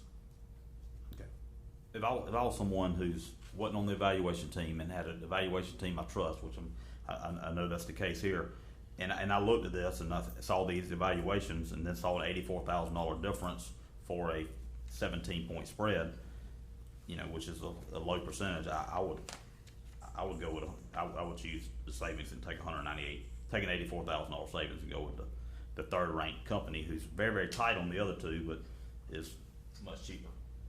We do have the opportunity to negotiate these rates too, as well. And certainly if that's an option you wanted to look at, a negotiation of fees, but that's a low bid contract. There's different types of contracts, and this was an RFP. Request for proposals and pricing was a third or tertiary consideration as part of the scope. And certainly if it was an evaluation or presentation before y'all, sir, if y'all like to work with us or move that we take that direction, I certainly can understand that. I see that y'all see a spread of price and cost. But I tell you that the reason our engineering fees are set up that way is we provided several alternatives up front going into the design, saying that while you've asked for this, let's look at some things that could be done or might be done in the overall scope, in the intent of saving money in the construction. So we don't want to throw it all into construction and just say, this is what we're gonna do.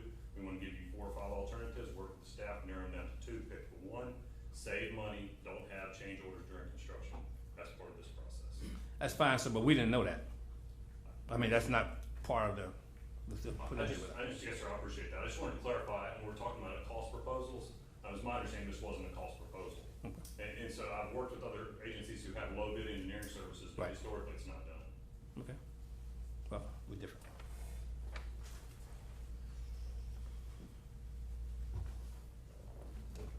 Well, let me ask this. Of the three top bids, can all three accomplish at the same quality level as each other?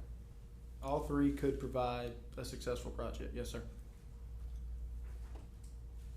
And in fact, all seven could, if we really wanted to say Then that. what I think the commission wants you to do is go back and look at it one more time. Okay. And come back with whatever proposal that you think is best. You've heard the questions. I think you need to, look at that. And we'll look at it again next commission meeting. All right, thank you. And I think on this, we need to make sure that if you're just gonna evaluate three, is that they understand exactly, and we understand exactly what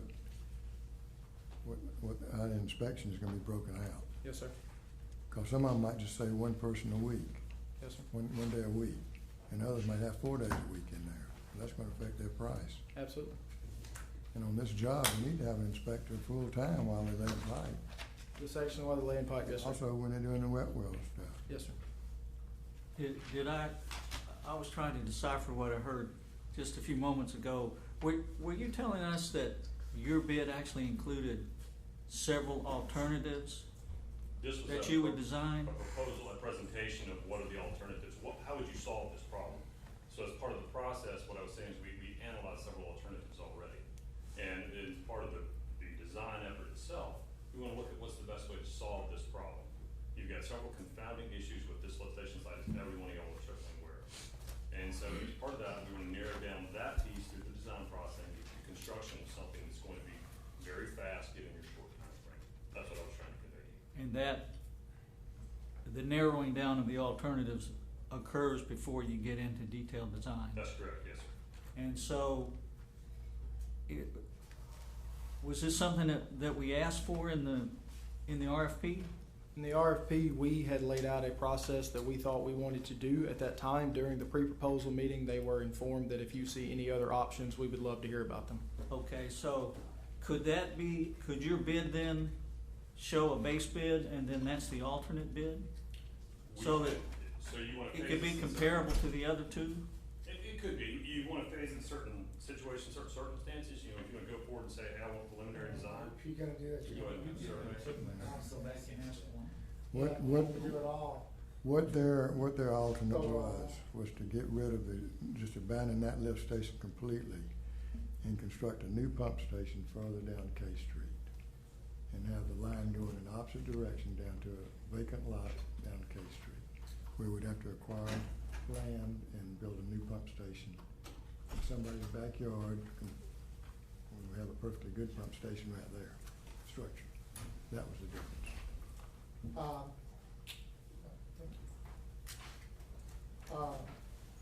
Well, I guess what I'm saying, right now, as information, we've said some things during the commission meeting that I'm not comfortable, the way we're looking at it, except by going back and redoing the whole bid process. If we would do that, we would have to submit a new RFP and get new proposals, Yeah, I know. But, which is, we can certainly do. I'm not sure we ought to do that. well, I think we perhaps need to touch base with the contractor, with the three firms, and get a clarification on what they're proposing. And then, sit down and then look at those things, and then y'all come back with a recommendation based on that, and say, and tell them. If Constantine wants to, revise their price, maybe we need to consider that, but it needs to be a lump sum price. They need to understand, because we need to get this project going. I agree. We got a emergency pumping at that station right now. The bid was an open bid? Yeah, it was, RFP. RFP was all of the open. engineering Like I firms said, know the numbers. we had But the issue- 13, He didn't just today learn the other firm's numbers. no, they were notified So on that- Tuesday. And most of the time, most engineering is selected based on qualified, based, based on the qualifications of the firm. What If I'm, they're close, then obviously, you know, if the price appears too high, then you negotiate the fee or something like that. well, what I'm hearing is that we think that since the three are equal or four are equal, that we ought to look at price, and that was not considered during the evaluation process. And the other thing I'm hearing is that we wanna have somebody local be involved in what we're doing, and that really wasn't. That there was no That local was- preference given as part of the So, scoring. I'm confused here.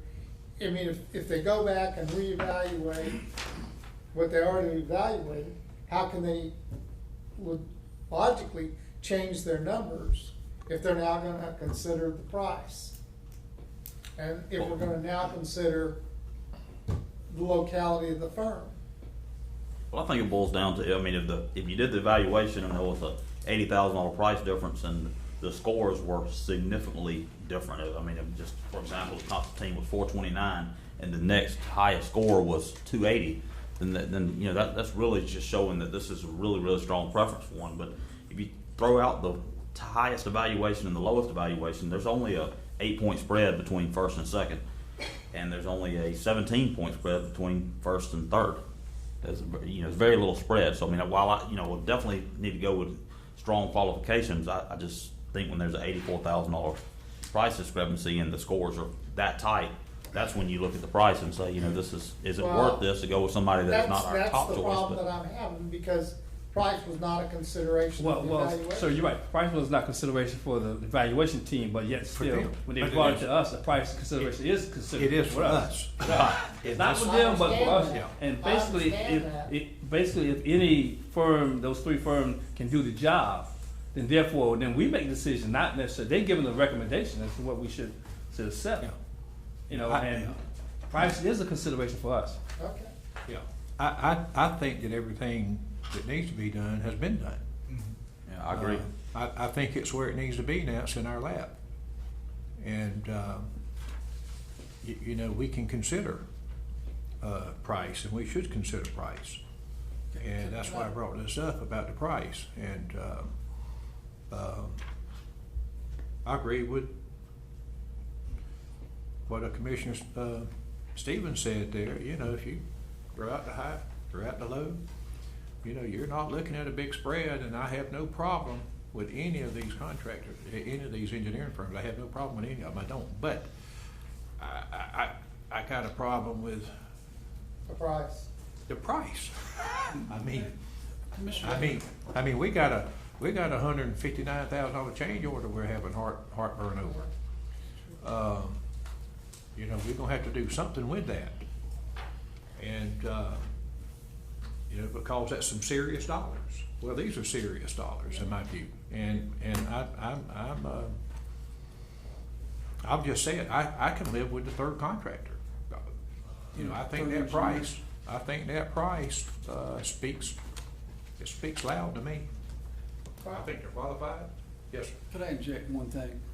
And I wasn't part of the review process, but I did glean a little bit as staff discussed it after they'd come to their conclusions. And again, sometimes you're not always comparing apples to apples. While, the basic assumptions that were laid out were get from point A to point B with additional capacity with the existing lift station. I understand that. I think the point that was made today is that there were considerations to try to be thinking outside the box and find an opportunity for us to save even bigger money. I don't know what the savings would have been by looking at these alternatives that were discussed. I wasn't part of the interview process.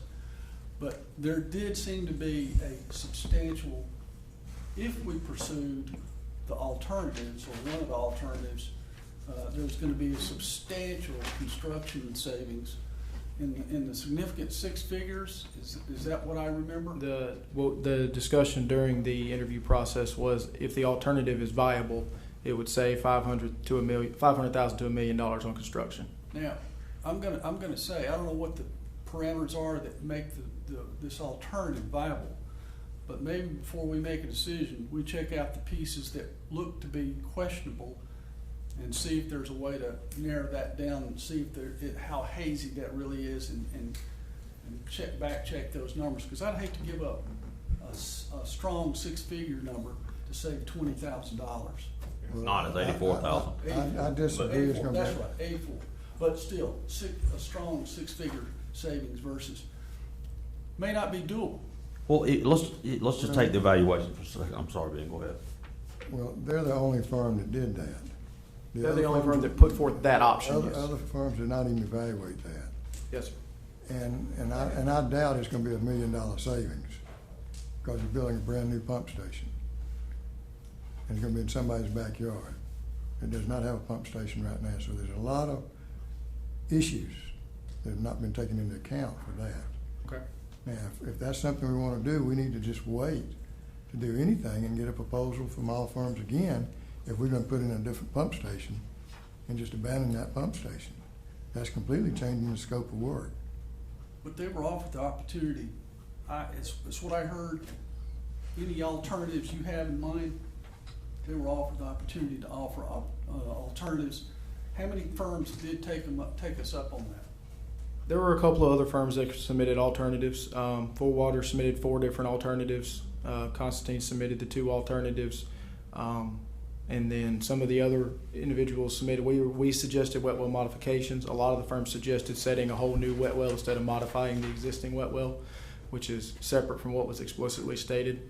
So a lot of the firms, I can't remember the exact total, 5 or 6 of them did submit some form of a alternate to what we discussed. Were they all cost savings relative to what we'd initially laid out? They were all in the same ballpark, so yeah, they should have been cost savings compared to our initial. So you're saying maybe it doesn't matter? Right. Well, my suggestion would be if this is qualification based and this is the highest scoring team, if there's a problem with price, my suggestion would be for y'all to determine what a fair price is for the engineering and then allow us to negotiate with a firm until we can get to that price. If our first choice can't do it for that price, then we'll move to the second choice and see if they can do it for the price. And to some extent, Andrew, I think that makes sense. But when you look at the actual individual evaluators, if you just took evaluator 4, for example, he actually gave Thomas and Hutton the highest score of anybody across the board. I mean, he's the single highest score. Evaluator 5 gave Thomas and Hutton a 60. So 2 evaluators, 4 and 5, sitting side by side, there's a 30-point discrepancy in what they saw. So again, throwing those out, there's really a very minor spread in the points. I will say that the scoring was done independent. We did not sit in the same room and score at the same time. They were all done privately. Sure. So, I mean, if you take evaluator 4 again, why he gave Thomas and Hutton the highest price, the highest score, Constantine's a distant 4th. I mean, a long distance 4th in evaluator 4's mind. And I don't know who the evaluators are. Are they all, are they the same experience level? Or are they all, I assume they're in different levels of the organization or different skill sets. But I just think, throwing out again the highest and the lowest scores across the board, there is very, very little difference in these scores. Well, if you throw the lowest and the highest price out, then Constantine is right square in the middle of the ones that are remaining. They are, just another point. Well, I think we need to, like the chairman said, let them go back and take a look at it again. And then if it comes back with the reasonable that we should do with Constantine, if not, we're gonna be here all day trying to discuss this. So that's what I think. And also, Andrew, your point is well taken about maybe you should negotiate with your first choice or whatever. I don't see that as being a viable solution because you already know who you want anyhow, so you're gonna try to narrow that down anyhow, and then go to the second choice. But it's for this commission here to decide whether we want to accept that price, the price that's presented to us. So that presents a problem with the others. So we decide as to whether we want to accept which one of these engineering firms and the price that's been presented. They present these prices irrespective of the others. So evidently now it's in our ballpark to decide. So we want to go back and just get some more information if we can as to so we can make a reasonable choice as to which engineering firm we want to take. even though, like I say, now, it's kind of ironic that, any other engineering firm here, other than you, sir?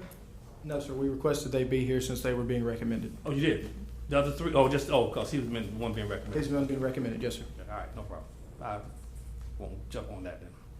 But I think we really need to, as the chairman said, move on and then we can come back and discuss that. All right, thank you. All right?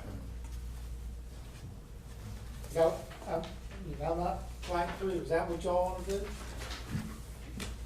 How does that affect the schedule of the project?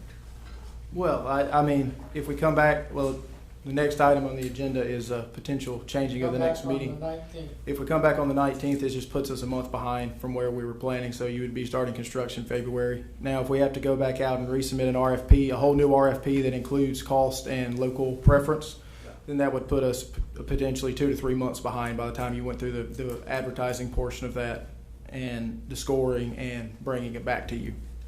I don't think we need to go out for bid again. I don't think we need to do that. Based off your schedule, I mean, I personally have enough information to make a decision on. I don't know how the rest of you feel, but. When you say a month behind, A month behind our expected schedule of construction beginning in January. but not behind a needed date, No, sir. an end date. No, sir. So the project's not in trouble by 30 days by this decision. No, sir. It's just going to push construction back 30 days. Okay.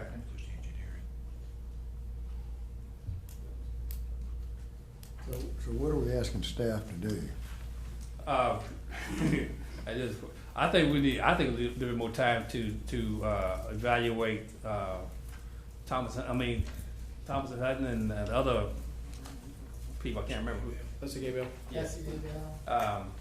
Based on their prices, are we comfortable enough to accept these prices? Now, Constantine may come back and say, you know what, we can do that for Yeah, well, $200,000. the prices are out there, so I mean, those. I know they're out there, but basically, we tell each one, you're on the running, and this is what we got. So therefore, I think they will come back with, okay, this is our. What I'd like for the staff to look at, though, is these three firms, if we're gonna look at those three, and give us an idea of previous projects they've worked on for the Joint Water and Sewer Commission. Okay. And for the city of Brunswick and for Glynn County. Okay. On water and sewer projects. And let's see, and in this, take into account the local presence, how close they are, and who's gonna be able to manage, who's managing this, and where's the work gonna be done? And then who do you think's gonna provide us the best service? Right. Throughout the entire project, not just design, but construction. Okay, I have a question. Yes, sir. In the proposals, they lay out their concept of operation as to what they thought that we would do in terms of rebuilding the lift station, or Ye- correction? Yeah, the yes. lift station. Yes, sir, they did. And we evaluated that concept. Yes, sir. Are all the concepts in your mind equal? All the concepts are viable if the proposed alternate concept Constantine proposed is a savings of $500,000 to $1 million. I believe that is a better option. However, if it is not that savings, it's not a better option. It is a cost-saving opportunity from that regard. Throwing that out, Throwing that out, all the work at the actual site without doing the new station, all the options were basically the same. So yes, they would all be viable and equal. you need to kind of frame it in that term when you look at it and come back with a recommendation. You need to be able to say why you chose this contractor based on his concept of operation meets the criteria and everything that the commission has discussed with you today. I'd suggest you listen to the tape again. Yes, sir. And then come back and give us a recommendation. Okay, be happy to do that. Any more questions? Anything else? Yeah, I think,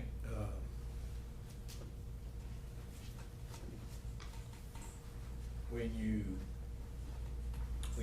you consider, if you consider as part of your evaluation, information that you received that one of the bidders could potentially save you $500,000,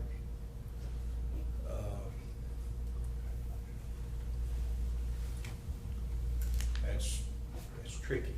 Yes, sir. Because we don't have anything to hold them to. Okay.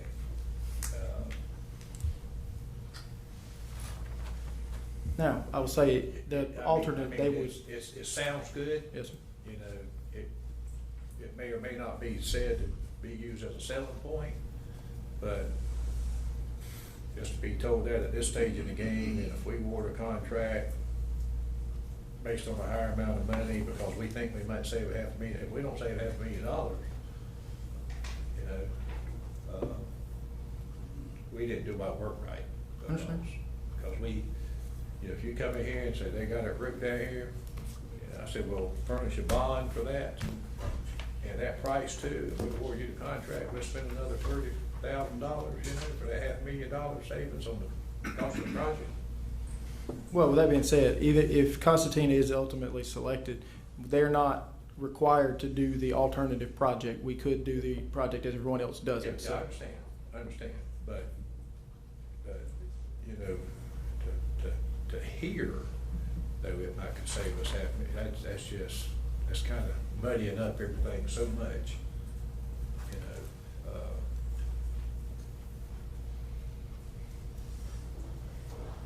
Yeah, I think what we talked about doing, going back and reevaluating, right, is the thing to do. Okay. Well, of these firms, too, Constantine right now is working for us. And we just got presented a $150,000 change order. So is Hussey Bell, but they're, Yeah, they haven't gotten. and they're working with us on Academy Creek, just on a small. They recently completed the 4048 project as well, Hussey Gay Bell did. And Thompson Hutton's not working for us right now. To my knowledge, we've not had any issues with them on any project. They have a workforce. We asked Thomas and Hutton during the interview process why they haven't been submitting for our projects recently. Yeah. And they told us that they have had plenty of other work at this time, and they are at a point now where they can help us out. And they do have a local office, and they are from Savannah. Yes, sir. Okay. Thank you much. We need some sort of motion. What? We gonna table this? Yes. Motion to table. Motion to table. Yeah. Second. Motion to table this project. To the next. This is It's the next meeting. next meeting. Oh, number 8? Yeah. Yeah. No, we're gonna table Item 7. item 7, the SPOS project. Yeah. on the dock. Sure. Okay. I'm with it. All those in favor of tape? Raise your right hand. Was that a motion in the second? Yeah, I think By we. someone? All right. Motion, so- I made a motion. Okay, so do I have everybody in agreement? I didn't see. You did, yes. 7. All right, 6. 6, okay, that's right. Cliff's not here.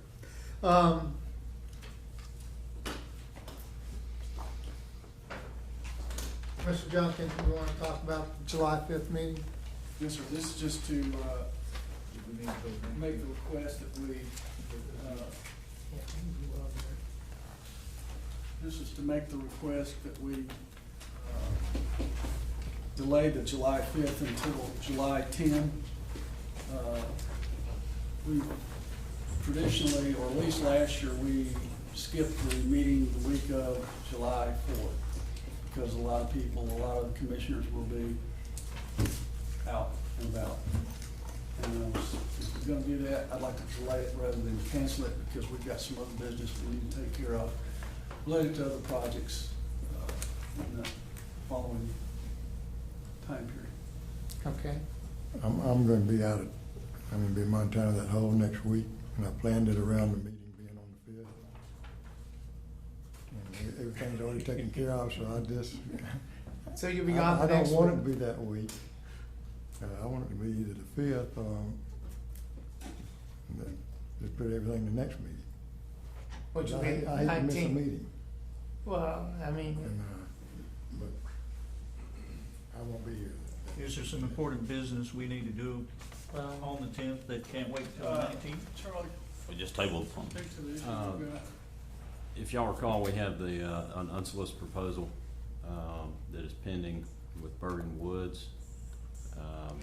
And in order for them to get on the Mainland Planning Commission meeting, which meets in July, we would need to have some sort of approval, either the 5th or the 10th. I actually think, wasn't there some concern that they needed to have something on the agenda by the 6th? I think 6, they have to be on the agenda to make the meeting. Right. Do we know everything about those 2 pump stations now? We should have that information. My understanding is operations is finalized and they're. let me ask you this. Can you make a meeting next week?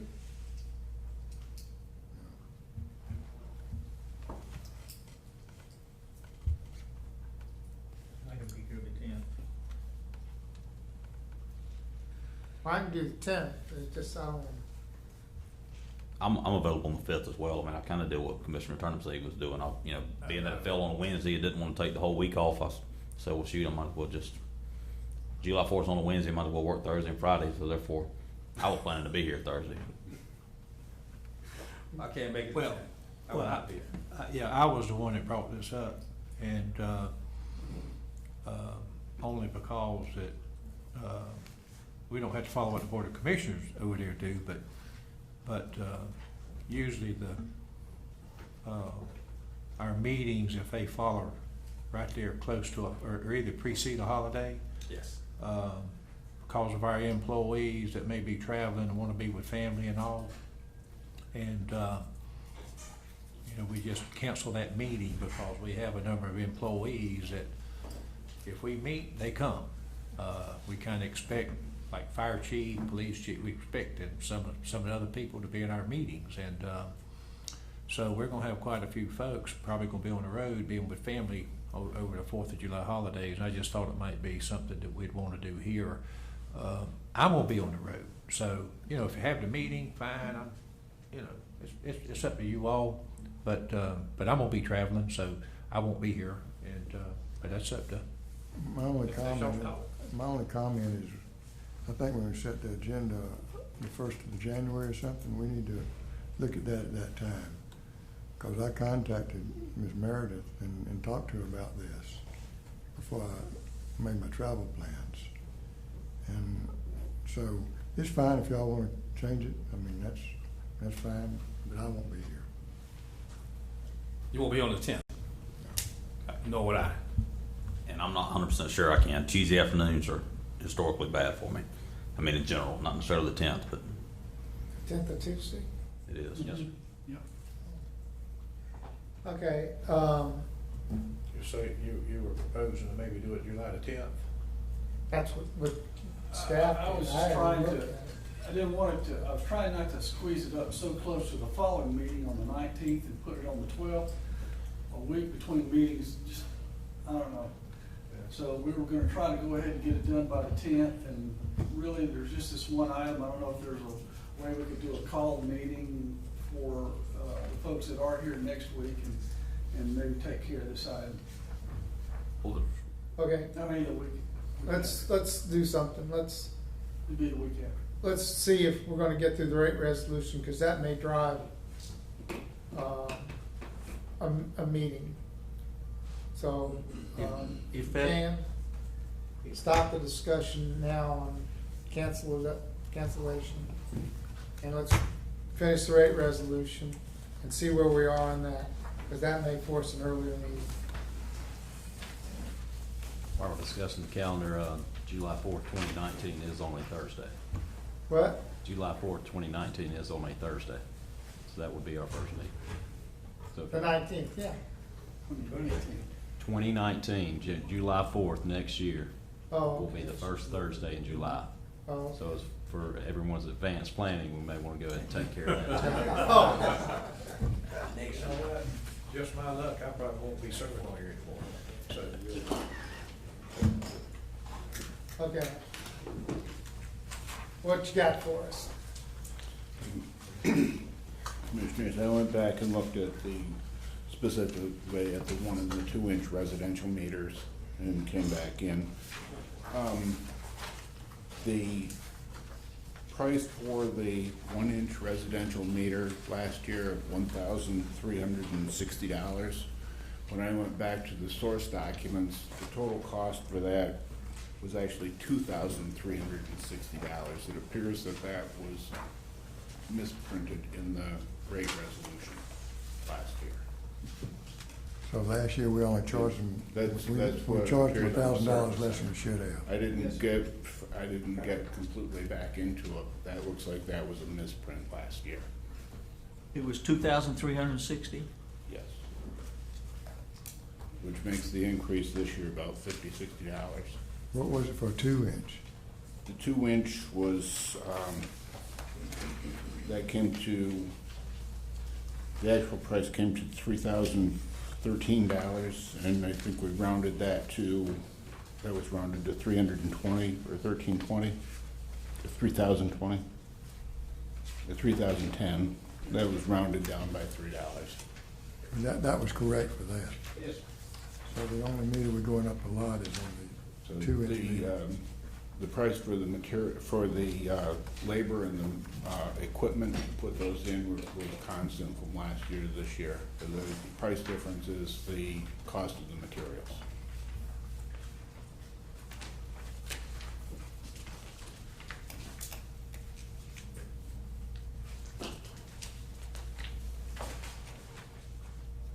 Other questions, Commissioners?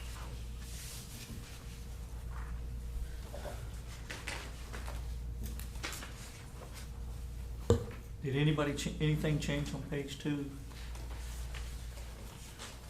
On the other appendixes, no, Appendix B, the planning and construction fees, those are exactly the same as the board approved in February of this year. Page 2 of 7, Page 2 in the packet, the very second page. of the actual resolution. No, the only thing that changed in this document is the monthly billing and fees, the first section of the rate resolution, where it's going to a consolidated rate for all districts.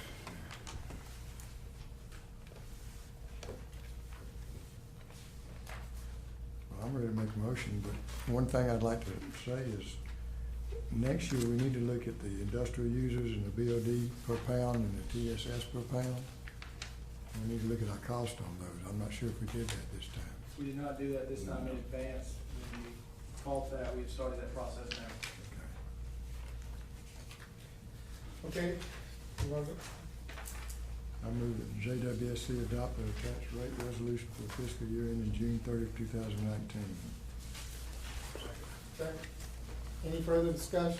I would ask that, let's, really vet this hard, make sure there are no more typos. I mean, if we've got, one that's worth $1 million and another worth $1,000, let's, Yes, this has been circulated to all division heads previously, but I'll send it out again and have them triple and quadruple check all the numbers in it.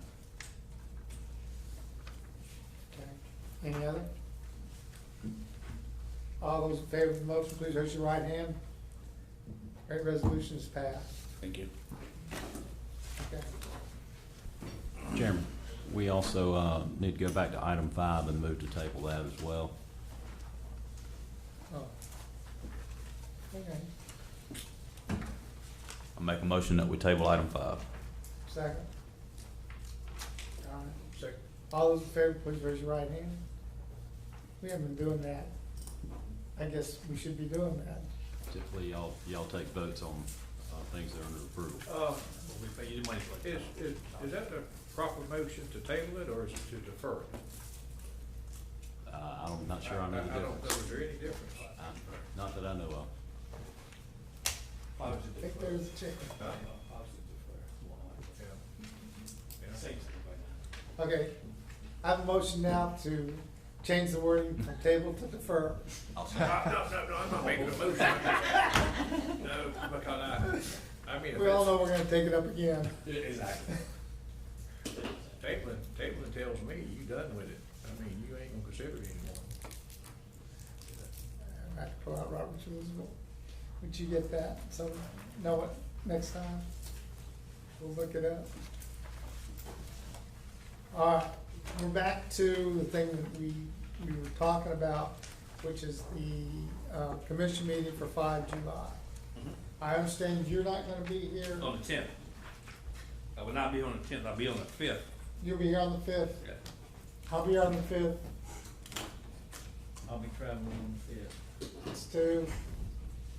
You'll be here. I'll be here on That's the 5th. 4.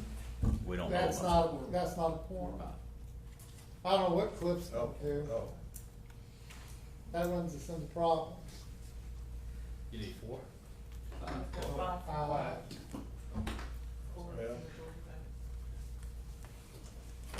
Well, you can, or you can do right now, assume he's gonna be here until you find out he's not. All right, we can do that. You wanna call in, Commissioner? Can you call in? Can we call it? You be here? No, I'm traveling. What, can you call in? Can I call in? Yes. Oh, yeah, I probably could. Is that allowed? I don't think that's a problem, What? I Call don't it? think that's a problem, but It's not? I don't think so.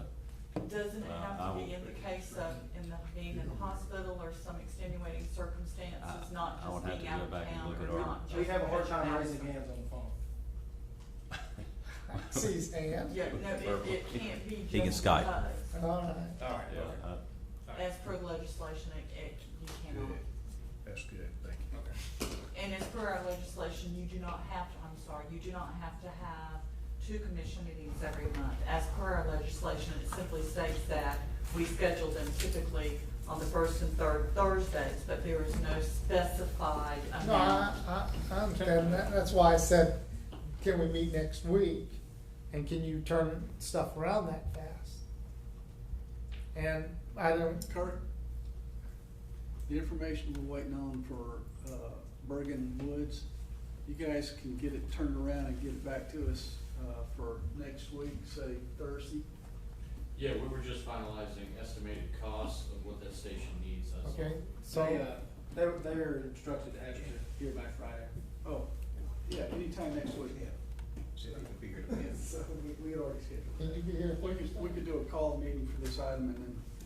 Next week you can't be here? Fayetteville. I can be here, but not at 2. What? I can be here, but not at 2. I have to do it later in the afternoon or earlier in the morning for next Thursday. Your commissioner seems to be very busy this time of year. What about Wednesday? Yes. Can you do Wednesday?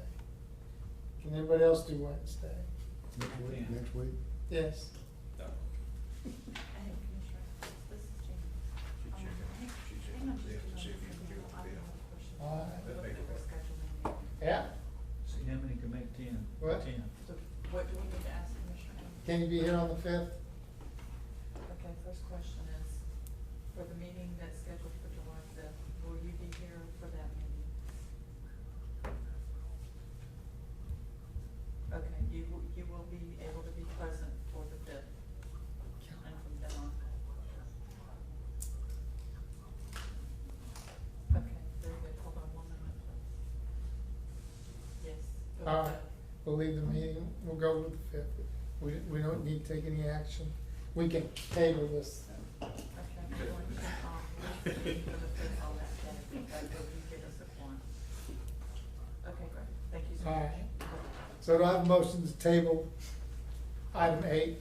actually, that would just be a, denial. What? That would be vote against the Just say motion. no. Yeah. The vote against canceling or rescheduling.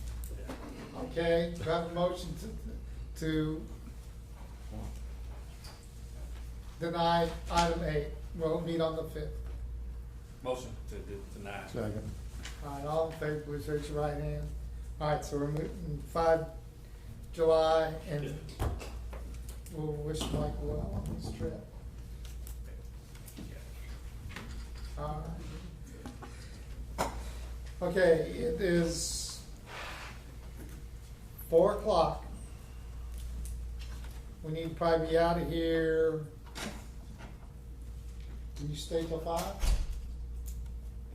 I could, yeah, in fact, I do have to leave at 5, but if you could somewhere, I think that, if you could move me up, but not before.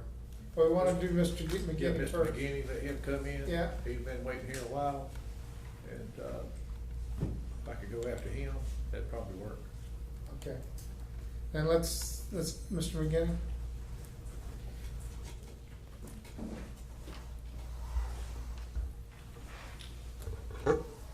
Thank y'all.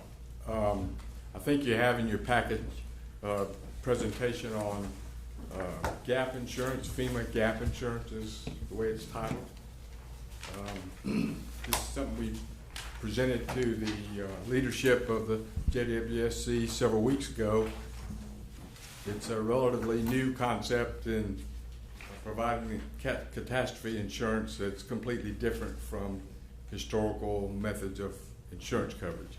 And it does not replace your current property and flood insurance, but serves as a supplement. And the way this policy works, unlike a traditional insurance policy where you have to have enough damage to your property or loss of income that's caused by peril covered under the policy, and then you have to prove how much your loss is and deal with adjusters, and it on larger claims takes weeks or months. This policy is based on the wind achieving a specified speed at a wind meter that's based on Jekyll Island. And it's a certified meter that's maintained by a company that's independent of the insurance company. If the wind hits the speed specified in the policy, they write you a check for the limit of coverage that you selected. And you get your check in a matter of weeks. So there's no adjusters involved. It's a relatively simple process to collect the claim. Does it have to hit it for a sustained amount of time, or just? 60 seconds sustained wind is what it's based on. And the policy will basically cover a lot of things that can't be covered or very difficult to cover by traditional insurance. And the reality is you have a 2-page claim form that you fill out after the event, speed's verified, and your check's in the mail, basically.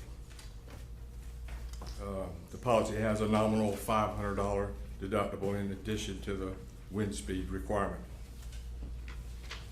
In the event, there is a wind certified wind gauge on Jekyll Island that's designed to withstand a Category 4 hurricane, I believe. The wind meter's 35 feet high, which means it gives you a fair estimate of speed as opposed to being lower where it could be blocked by trees or buildings. And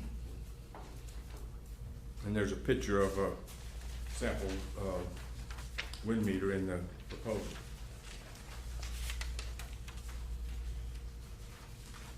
So there's a number of different ways to establish this policy. The structure that we presented to the commission was to possibly select, in other words, the lower the speed that you select as a qualifying speed, the higher the rate for coverage. So if you select on the first premium indication page where it says 72 to 76 miles per hour, if you select that structure and the wind on Jekyll was 72 miles an hour for 60 seconds sustained, they would pay you 20% of whatever limit of coverage you purchased. So if you bought a $100,000 limit and the wind was 72 miles an hour, you get $20,000. If it goes to 73, it goes to 40%, 74, 60, etc. So, excuse me. And that rate is 9.9% of the limit of coverage selected. If you wanted to put it to a higher speed, 94 to 98 miles an hour, the rate drops to 3.12%. So you can see there's a pretty significant difference. And in that structure, at a speed of 94 miles an hour, you collect 20% of your limit up to 98 miles an hour, and you collect 100%. So what we had myself and the staff thought might be a reasonable alternative was to select a low limit at a low speed, say $200,000 limit at the 72 to 76 mile per hour, which would be a premium of $19,822, and then $1 million limit at the 94 to 98 wind speed, which would be a premium of $31,000 for a total of $51,058. And the strategy behind that is, we know we haven't had a 72 mile an hour sustained wind speed in Glynn County in recent history, and we see what happened with Matthew and Irma. So the idea was, if we had a 92 to 98 mile an hour storm, we'd be in real serious trouble. So we're trying to make a compromise between premium cost and coverage, and that seemed to be a reasonable compromise to get a reasonable level of coverage where the commission could get an immediate payment of some funds in the event of a catastrophe, and also have some additional protection in the event it became a major event. Will you say that recommendation one more time? We, 200,000 limit at the 72 to 76 wind speed, which is $19,822, and then $1 million limit at the 94 to 98 wind speed for a premium of $31,236. The total is $51,058.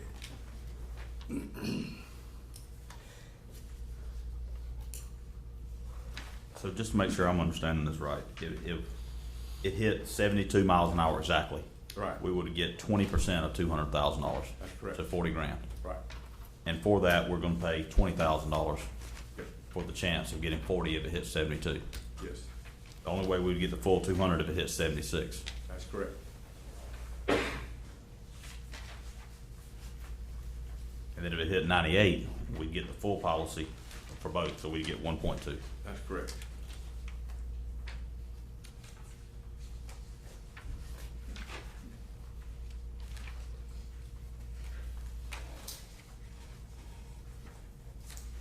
What did Irma do, or Matthew, do you know the numbers, the wind speeds?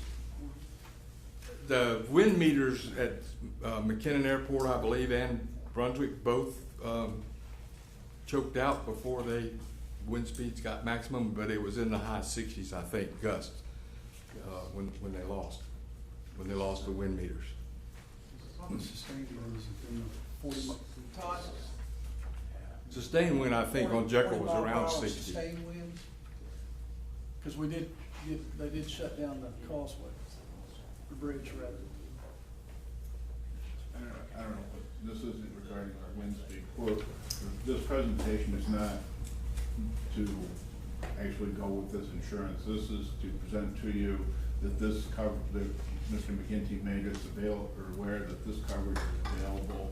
This, and the options here you're discussing is one that staff thought might fit in. To give you an example, and then give you the. The staff hasn't really analyzed it, come with We recommendations. haven't done a full analysis on this.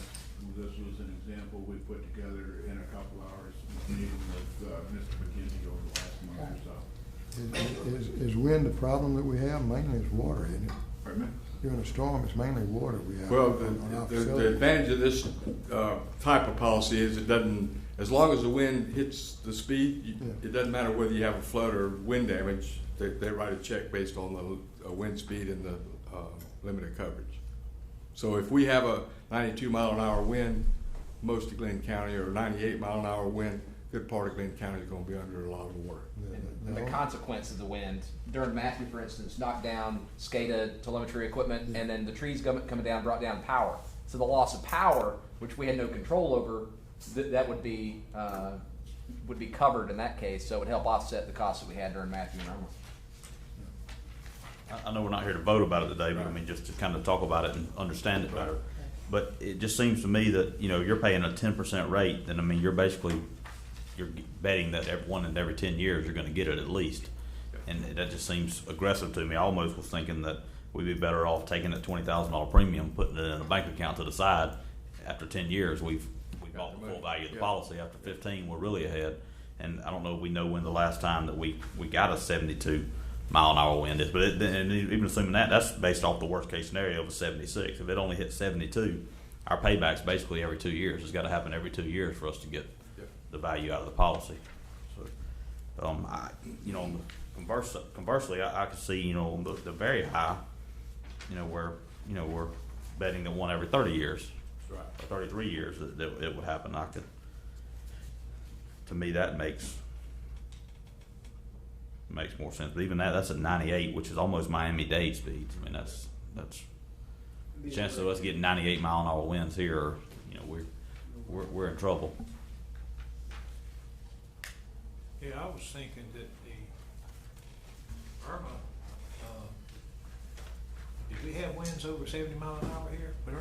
Not sustained, I don't think. I think we Sustained. had some Yeah, gusts. sustained. Yeah. Yeah. I think somewhere around 60 is the number I've heard, but I wouldn't guarantee that. And, probably some dust over that. Oh, absolutely, Yeah. yes, sure. But, of course, Irma come up the west coast of Florida, and it was, 120 miles from us, so. At least 100, yes. Yeah, 100 miles from us. And it was a category 1 at that time. Had it come up, had Irma come up right on the coast, or even inland on the east side over here, that's where problems would hit. A lot worse. As you know, with the insurance. But also, one of the things, if it covers flooding and wind, the flooding that was caused in large part because of the northeaster that we had. Exactly, that northeaster piled the tides up for 3 days before the storm got here. Oh, believe me, I live on the river, and I watched it, and I kept saying, oh man, because I knew Irma, when it come up, the rotation of those winds, even though it was 100+ miles from us, as raw as they are, it was gonna be coming out of the east. It would be coming out of the east when we least needed those easterly winds, and it nailed us. Well, I knew on Saturday before the storm hit, I went into town across 303 and I saw water up to the road bed on both sides and no marsh grass anywhere, that we were in big trouble. Yeah. I'm up Buffalo. Right. And it come out of there. Okay. Anybody got any other discussion on this item? No, thank you very much, All right. Brad. Thank you. Appreciate it. Staff, look at it, give the commission recommendations, what you wanna do.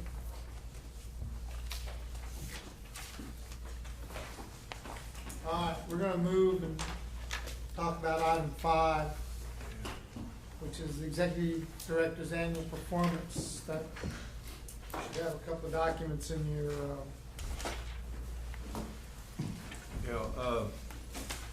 Mr. Chairman, as you recall, and some of the commissioners we have here now weren't here last year, but as you recall, last year when we went to do the performance review for our executive director, I think you would say it didn't quite go as well as you wanted it to. No, it didn't. That's okay. And I hadn't forgot that, so, with that in mind, Steve, you remember it, don't you? And, but anyhow, as hard as you tried, we never could quite, all of us get together on doing something. And I think that was, unfair to Jimmy. Regardless of the kind of review he gets from this board, when he gets one, we need to have a review process in place, a set of, review criteria for him and his position, where we can grade him on his performance over the past year and talk about objectives that the commissioners may have that we think he should focus on going forward, and even maybe call out if we think there's any deficiencies or things he should work on, or things we could, in comments, but we didn't have anything, and you tried to put something together that we could all wrap our heads around, but wasn't your fault. And so I want to get out ahead of it, that process this year. And he has provided if y'all look in your material and not, I don't think we can agree on what we need to use when that time comes to do this performance review, but we need to come up with something that we can all agree on before the prescribed time that we'll use to do a performance review on Jimmy. And I think that Jimmy and his staff can maybe even look and see if there's something else out there, or any of us on the commission. If you have something that you maybe trip, maybe they have something in the hospital they use for some of their executives or something that we can look at, and those things that fit for reviewing Jimmy's performance, fine. If we some things that don't fit, we can take those out and throw them out. But we need to come up with something and this year, and hopefully improve on it every year going forward, and get ourselves knowing that we're going to do this every year, and kind of set a time of the year when we need to do it. I know I think his contract time is coming up, and it should be done coinciding with that. And so I've got this on here today just so, hey, we're on notice. We need to come up with something to do an annual review of our executive director, and anything y'all can add to that in the next few days or week, in terms of what we might want to use. I'd say let's brainstorm and let's get something together, and we'll get a form put together and get her done. I'm not sure if we know when we ought to do that. I think we need to probably today just kind of rough out a timeline. Yeah. To do it. You have in the packet, you have what Jimmy uses for his senior leadership, the first 2 pages, and then you have what I presented last year with just areas we looked at. There's some redundancy in that. I thought I cleaned that out, but anyway, yeah, cleaned that out. Which may be a little bit too much detail. And kind of what I'd like to do is on the July 19 meeting,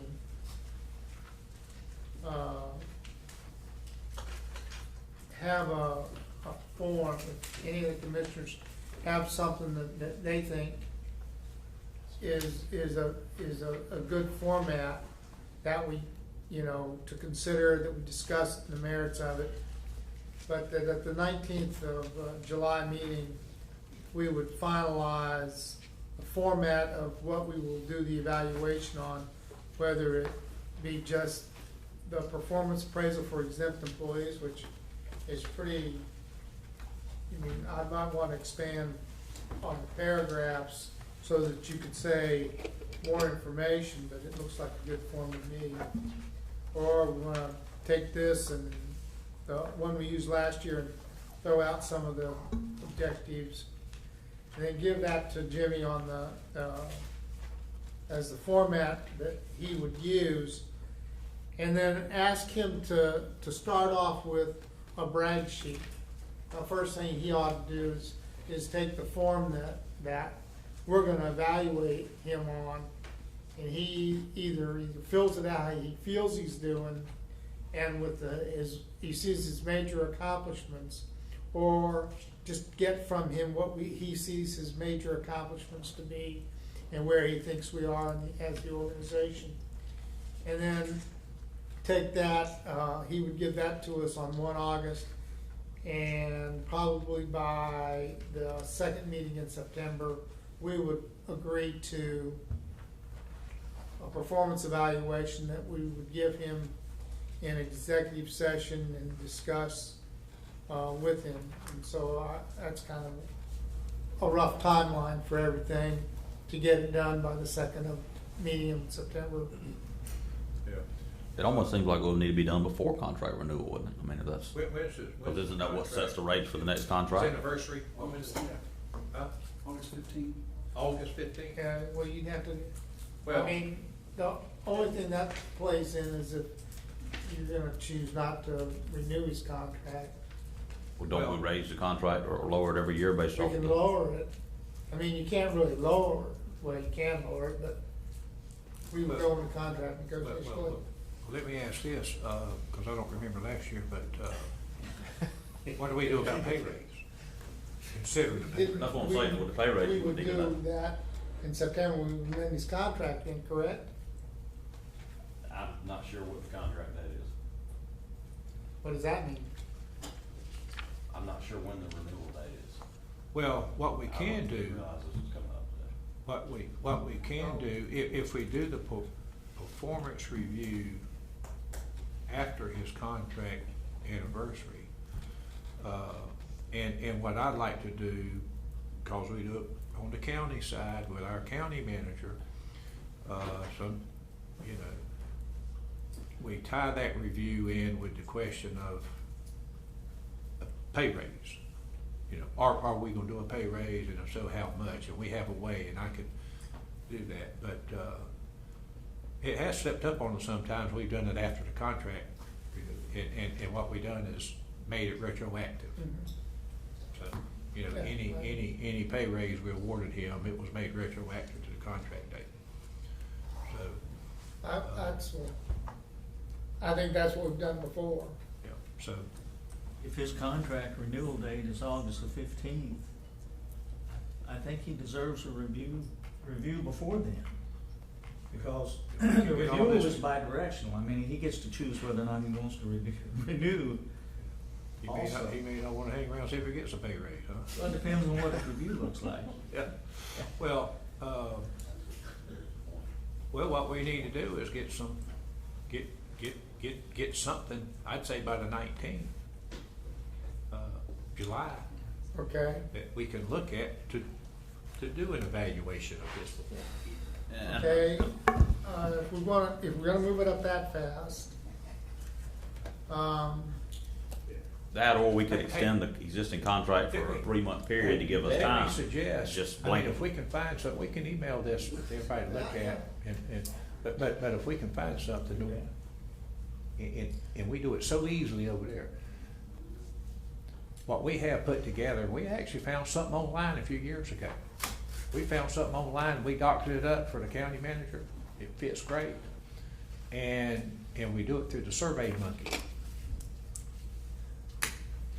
And what you do is every criteria, we grade him 1 to 5, 5 being the best. And then we take an average score, okay, but we do that on Survey Monkey.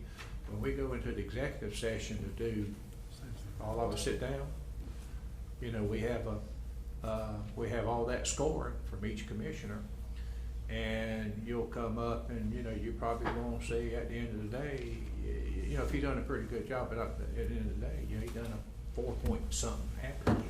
And then we use that to try to work up what we might do for a pay raise.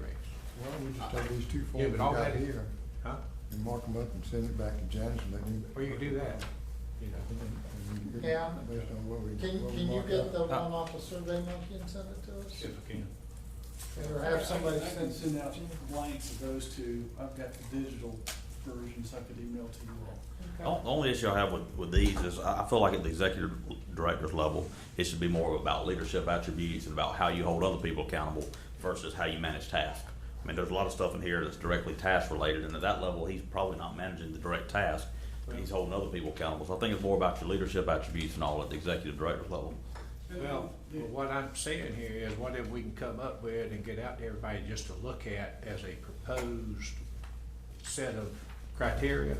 You know, if you see something that's not in, or if you don't see something that you'd like to see in there, write that in, say, hey, I'd like to see this added to the, and, Instead of being on an accelerated timeline, is there an option to do like a 3-month extension while we do this thing? Just do a 3-month extension of exactly where we are now, and then we can do the full performance evaluation.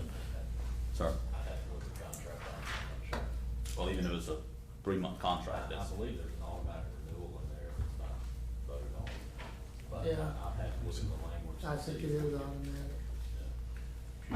I think we could come up with something. If What's the date of your, August 15, I believe.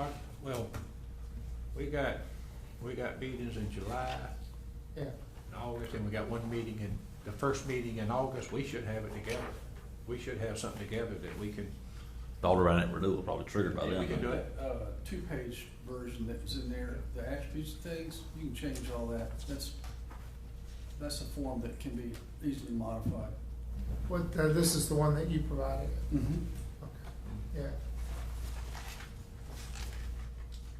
Okay, so this is kind of, we'll look at it on the 19th of July, and could you mail, I have it.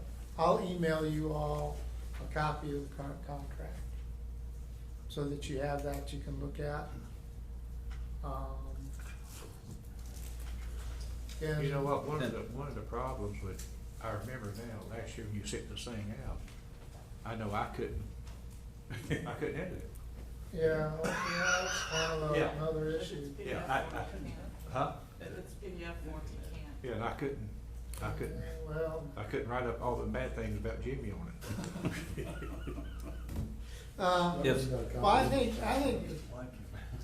think the Survey Monkey thing is a good idea. Mhm. It works great. I like I'm it. telling you. I kind of would like, I think, at the 5 July meeting, why don't, Jimmy, see if you can't find something on Survey Monkey, Okay. Another option. and we'll, in an executive session, make that decision. I have one. Another- So I sent it to you. Yeah, one too. The Survey Monkey. I think that's a better, I gotta know what the things are we're gonna plug in. Well, and I was gonna say another option is we have a contract HR service. You know, I'm sure they've got some experience in this. We could ask them to write give them some parameters and ask them to write a evaluation form that send it all to us, and we could all give feedback on, and that way we're not 7 commissioners trying to write a job description, which. Jimmy, if you wanna see what we're using over yonder, just call Alan Hours. Okay. I mean, that's a good start, good, quick start, but it works. I mean, it works real good.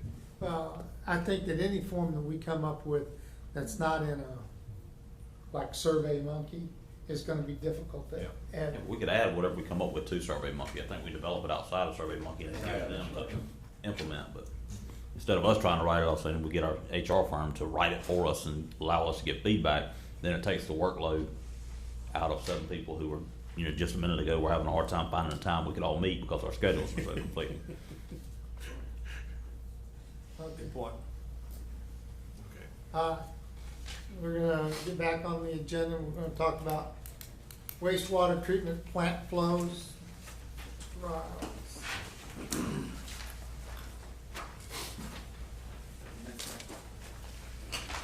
Sir? That's all we need.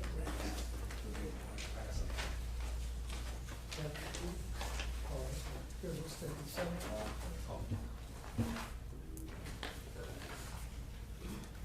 Good afternoon, gentlemen. Afternoon, Mr. Rowell. As you can see in your packet, we got a new format on our reporting of the flows for the month for each plant. Compliment the deputy, Mr. Andrew here. We basically, same information that was on the other one, but not as much color. How about that? No distractions. We can start with Dunbar Creek. As you can see on your left, we have what we consider the flow MGD, followed by influent concentration. That's just giving you information on what's actually entering the plant. The effluent concentration are from the bottom of those are the limits that we have to report, the limits that we're set with at the very bottom line when you say report. Starting with effluent concentration, removal efficiency, and then rainfall. With those headings. So looking over Dunbar, give you a few minutes to look over Dunbar, have any questions. The month of May, particularly since we going down date lines. On Dunbar? Yes, sir. Okay, did you happen to bring that chart in I gave you? I did not bring it with me, no, sir, but I can go get it real quick. I tracked the flow on Dunbar, and I did, where I looked at all of 2017. Now I looked at 2018, and you can see that a definite increase when you compare month-to-month increase in flows. You don't see that as readily as you do where you have it as a continuous line. Okay, you're talking And about. kind of what I'm saying is over the relevant range of prior periods, stack them on top of one another so that you can see it better.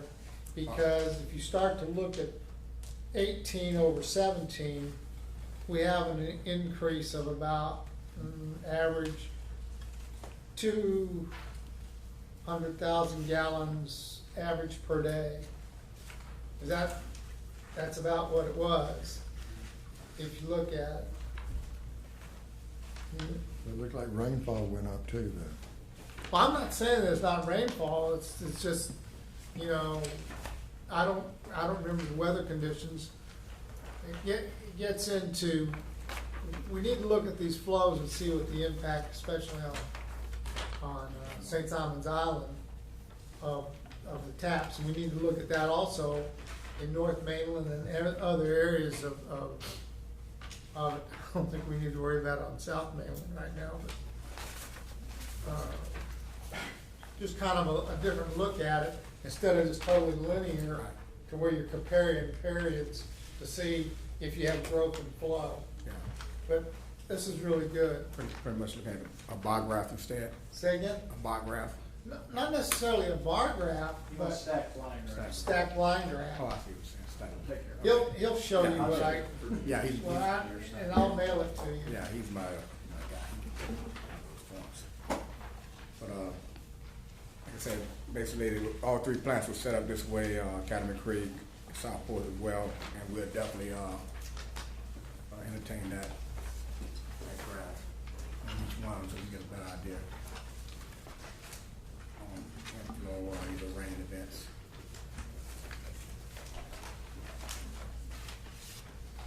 You're gonna see an increase also on Academy Creek Yeah, we should. when you do it that way. That's right.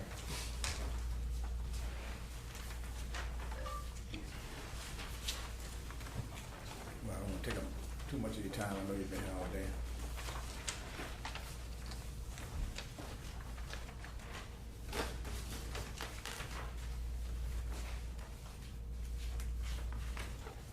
Yep.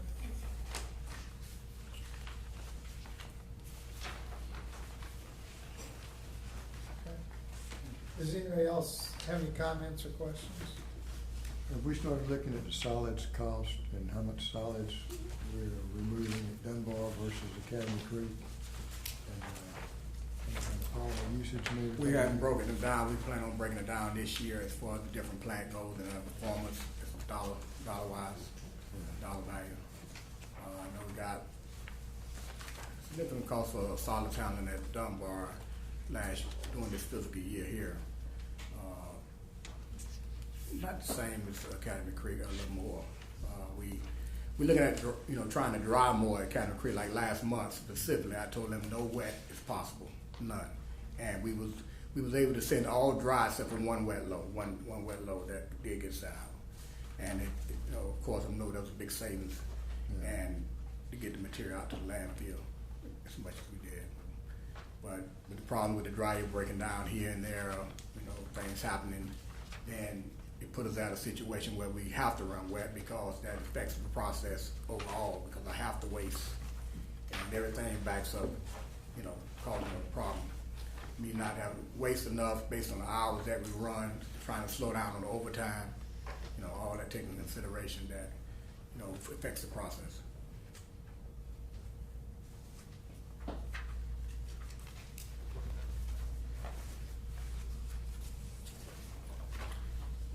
Anything else? I think all plants doing real well.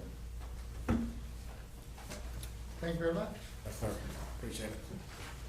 You're gonna give the filter study? Me and Mr. Riles are gonna tag team this presentation for you. All right, so Commissioner Turnipseed requested that me and Mr. Riles give an overview of the effluent filter pilot study we are in the process of completing at Academy Creek. When is that filter being pulled out? Pulling it out today, that's what I thought. So we have been running this for about 3 weeks now, and we've been getting data along the way here. So a little bit, we're going to go through, I'm going to let Mr. Riles go through basic unit ops of the plan and where the filter would be installed at, and then we'll go through a little bit for those of you that did not get a chance to go out to the plant to explain what the filter is and how it works.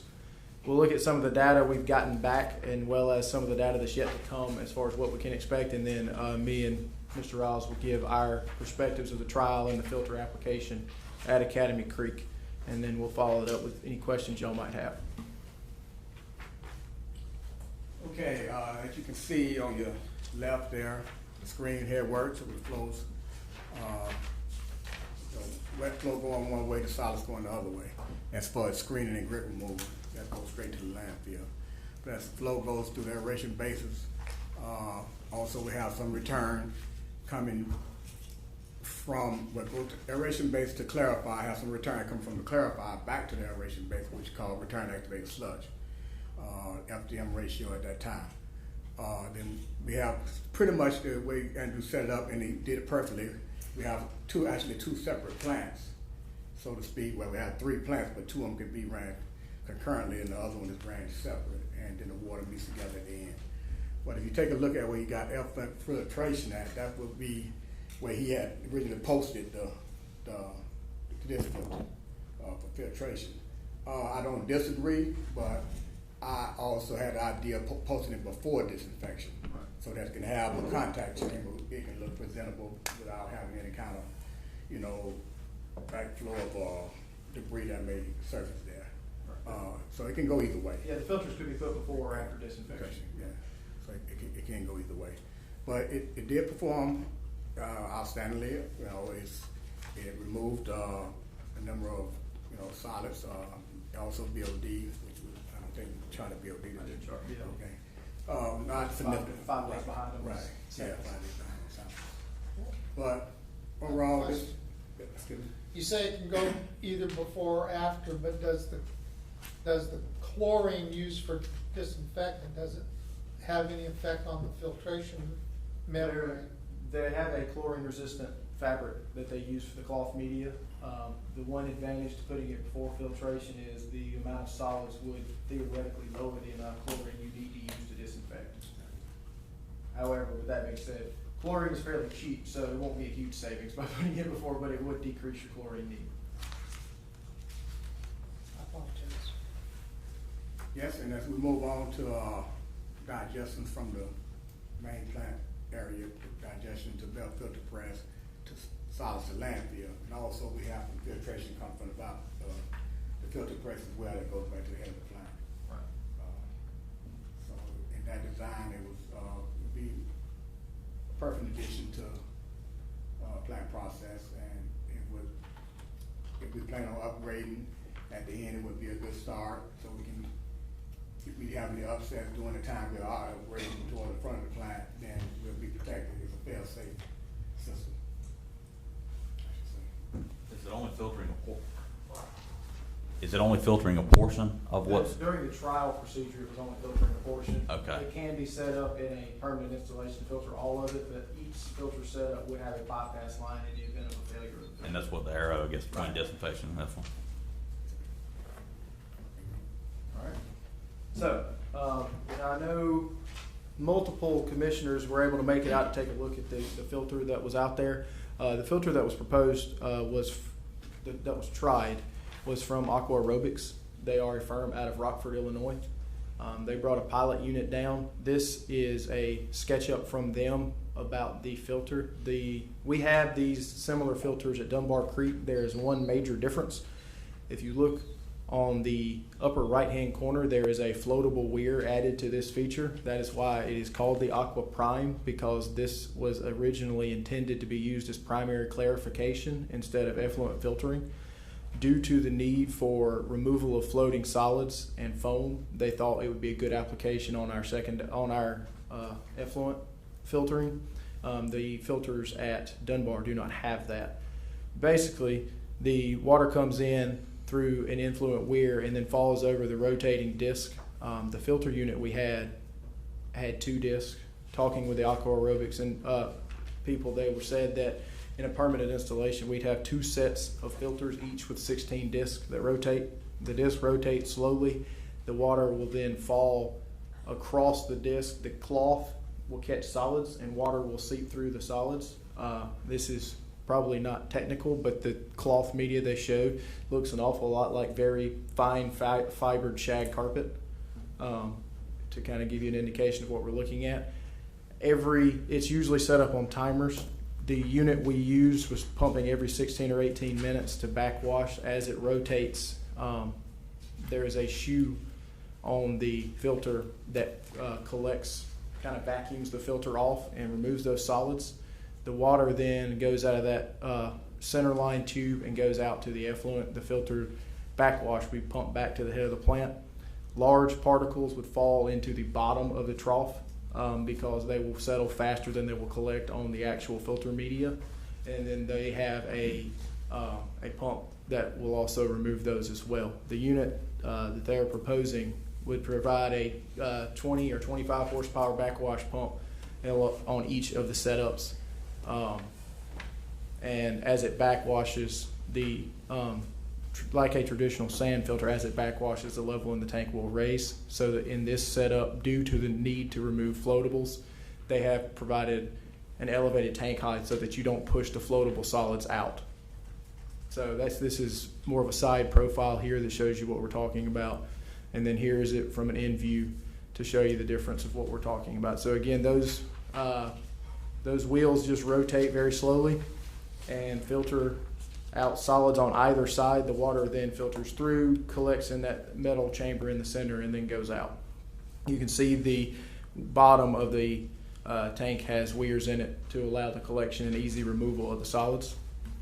And then here is another side view of that to show how they're stacked in there. Again, the filters that for a full-size installation, we would have 16 in each unit. They said that the filter media would need to be replaced about once every 7 years. They said they have some applications that have to replace them a little more frequently and some that have to replace them a little less frequently. It just depends on the application. So basically, the more you backwash, the more it stresses out the system. So the dirtier your filter media gets, the more you have to backwash, the quicker you have to replace it. So we have been collecting TSS on a continuous composite sampling mechanism over the period here. We have been collecting the samples on our traditional effluent that goes out and then off the side stream that has been routed to the TSS through the filter, and that was about a 70 gallon a minute slip stream. So you see the plant average over the trial period that we have the data completed for going without the filter averaged around 11, which is still substantially below permit limit. The maximum leaving that was 19 and the minimum was 7. The stream that went through the filter, clearly shows a improved removal. We had a high of 2 going out, which was 5 below the minimum going out without the filter. So if you look at the percent removal, which is a calculation of the amount of solids that come in and what goes out, it is a permit limit. 85% is the monthly limit for percent removal. You will see here that without the filter, it's only 1 day, but we had a day where we were close to that 85% number. With the filter, every day was over 97% removal of the solids, which does produce a higher quality effluent. Now, every one of these days we were within compliance with our permits without the filter, and we typically do not have solids problems as far as meeting permit. We do have the problems we've had a problem on a couple of occasions with foam going out, and again, this application had the floatable weir to keep that from going out as well. So we did not have a foaming event during this trial, but there are floating solids that do come up during normal operation that were collected by that weir. Okay. So while Aqua Aerobics was doing the trial, they also were having online turbidity data for the influent and effluent. There was a HMI showing the data, and they were collecting that back at their home office, and they will provide that in a report to us within 2 weeks. That turbidity data from the 3 or 4 times I went by the trial was showing that the turbidity was running between 10 and 15 NTUs, which is a turbidity unit, and was being removed down to around 1 or 2 NTUs going out, which is practically perfectly clear water. But whether the filter gets installed or not as part of a plant upgrade or whatever, this data will be valuable to us to determine when we're having these turbidity spikes. Are we having these spikes because of a particular industrial customer that happens to dump at one time, or a particular process that we're doing as far as how we're decanting our digesters or such as that, or when we're spraying down our clarifiers, is that when we're having the turbidity spikes, or is it completely random? Completely random, unfortunately, doesn't tell us a whole lot other than that we have problems that are a little more difficult to pinpoint. So that report is expected within 2 weeks. I would say with the holiday coming up, we would probably expect to get it by mid-July. But that would, they're pulling it out today, and they did tell us 2 weeks from the end of the trial. So theoretically that would be available near the, if not at, very near the meeting on the 5th. All right, so I'm going to let Mr. Ryle say his thoughts on the trial and his thoughts of the effectiveness. As far as the trial went, it was basically no manpower on our part. Basically, my lab, excuse me, my lab went out and got the sample every day, the influent and effluent sample. We tested for BOD and TSS. Other than keeping the spider webs off of it, it was pretty much on its own. So it wasn't any labor intense on our part. And favoring it, we do have the one on Dunbar, and it's been there for ever since we took over the plant. 2011, but it's been there since 2006. That was one of the things that some of my operators, mainly my supervisor operator, from day one, he said, we got to get one of these. And, it kind of, it was a fail-safe fact that we had very tight limits over there. Without that, over at Dunbar, we wouldn't be in compliance. But here, as Andrew said, we do meet the numbers, monthly. The only thing is unsightly floatables that in foam that may get past sometime because of the problem with the community, those in the community, and I myself feel that yes, we need to rectify that situation. But going along with upgrading the plant and everything, this should be a consideration. I know filtration was looked at as a consideration, so this is one of the ones that we can kind of take a look at as well. But the trial went well. I'm going to echo a lot of what Mark said. I think the trial went very well. I was pleased with Aqua Aerobics and the third-party representative here from the state, Templeton and Associates, and what they provided us. They've been very agreeable to providing us more information on the filters, and they've been down multiple times to meet with staff and commissioners to go through presentations and stuff. I think it was beneficial for them to provide us with a trial filter that was directly related to our floatable solids problem. This is not a traditional filter application, but they do have something available for that. I will say that the filter works very effectively. It is 100%, if you put them in, going to improve water quality leaving the plant, which is something we should all strive for. Will it help us meet permit at Academy Creek? Right now, I don't think that's a problem. In the event of phosphorus limits coming on, it can certainly help treat phosphorus when that day comes. Today, your water will be better. You will have significantly less complaints about stuff going out of the outfall, but your permit compliance probably won't change a whole lot. So I think it's a good application. I know the staff supports it and they are in favor of these, and I'm perfectly fine with them going in. I think we have 2 locations, either before or after, we can easily put these filters in. There's the head loss across the filters is insignificant, and we should have plenty to make that happen. Any questions? The 2 problems I see at Academy Creek are odor control and the effluent, and I think the filter and odor control are 2 things that we need to move rapidly to address at that plant. And I'd like for us to authorize staff to prepare some kind of RFP for us to review, for us to get proposals for a design firm to design odor control facilities and also a filter at this plant. And in the meantime, we can come up with a cost estimate or something, but Be happy to both of do those things, no matter what we do long-term at Academy Creek. Are not gonna, they'll these are not gonna certainly change the plan, necessary, right? And they'll certainly help it in the meantime. But like I go back from day one, Academy Creek has plenty of capacity right now. And this will solve any issues we have. Both of those will solve the two issues we have with the public and with the riverkeeper. Yes, sir. So, do we have a rehab plan for Academy Creek or for all the sewer plants? We've got an outline of items that we've identified for both Academy Creek and Dunbar Creek. Have we put this in that plan?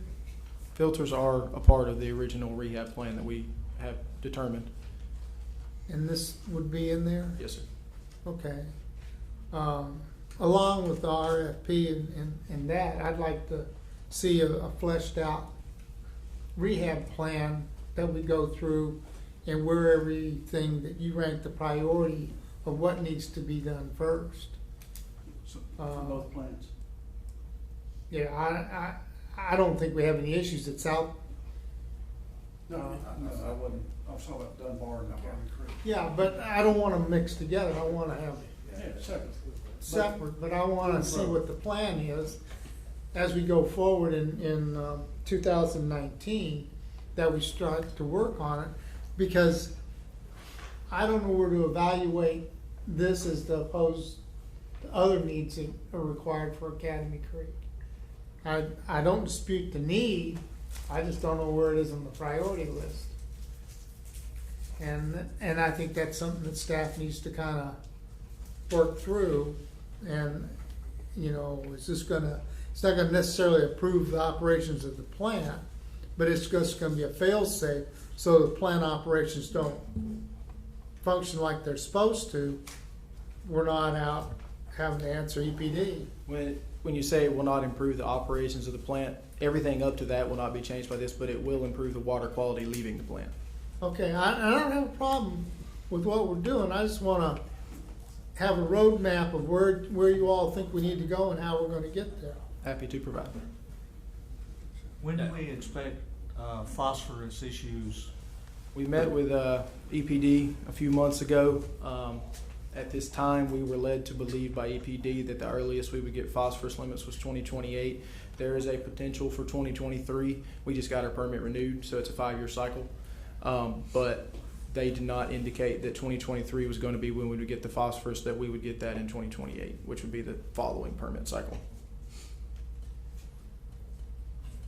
Now, if we upgrade the flow capacity at the plant, you will automatically get phosphorus per memorandum from EPD. So if you improve the flow capacity from 13.5 even to 13.6, they're going to give you phosphorus limits before 2028. If you upgrade the flow? If you increase the flow capacity to the discharge stream, you will get phosphorus limits as part of a memorandum submitted by EPD to all utilities. Okay. Other comments, questions? That's what I was seeing. Yeah, So what do we just do? What? What do we just do? What do we just ask them to do? Sure, I know it's not a vote, but I mean. They're gonna come back with an RFP then and a plan. Okay. For what they're gonna do with Academy Creek and what they're gonna do at Dunbar Creek. Absolutely. All right. What would be the timeline on adding filters? I mean, Timeline requirement, 6 months, a year? If we were only adding filters, it'd be a fairly quick project. The filter units are basically package units that, if for the size we'd be needing, you'd have to pour concrete around them and reconnect some piping, reroute some piping. So yeah, that's not a big deal. 6 months would be believable to get filters in, assuming that the manufacturer can get them here in 6 months. The engineering on putting filters in is very limited.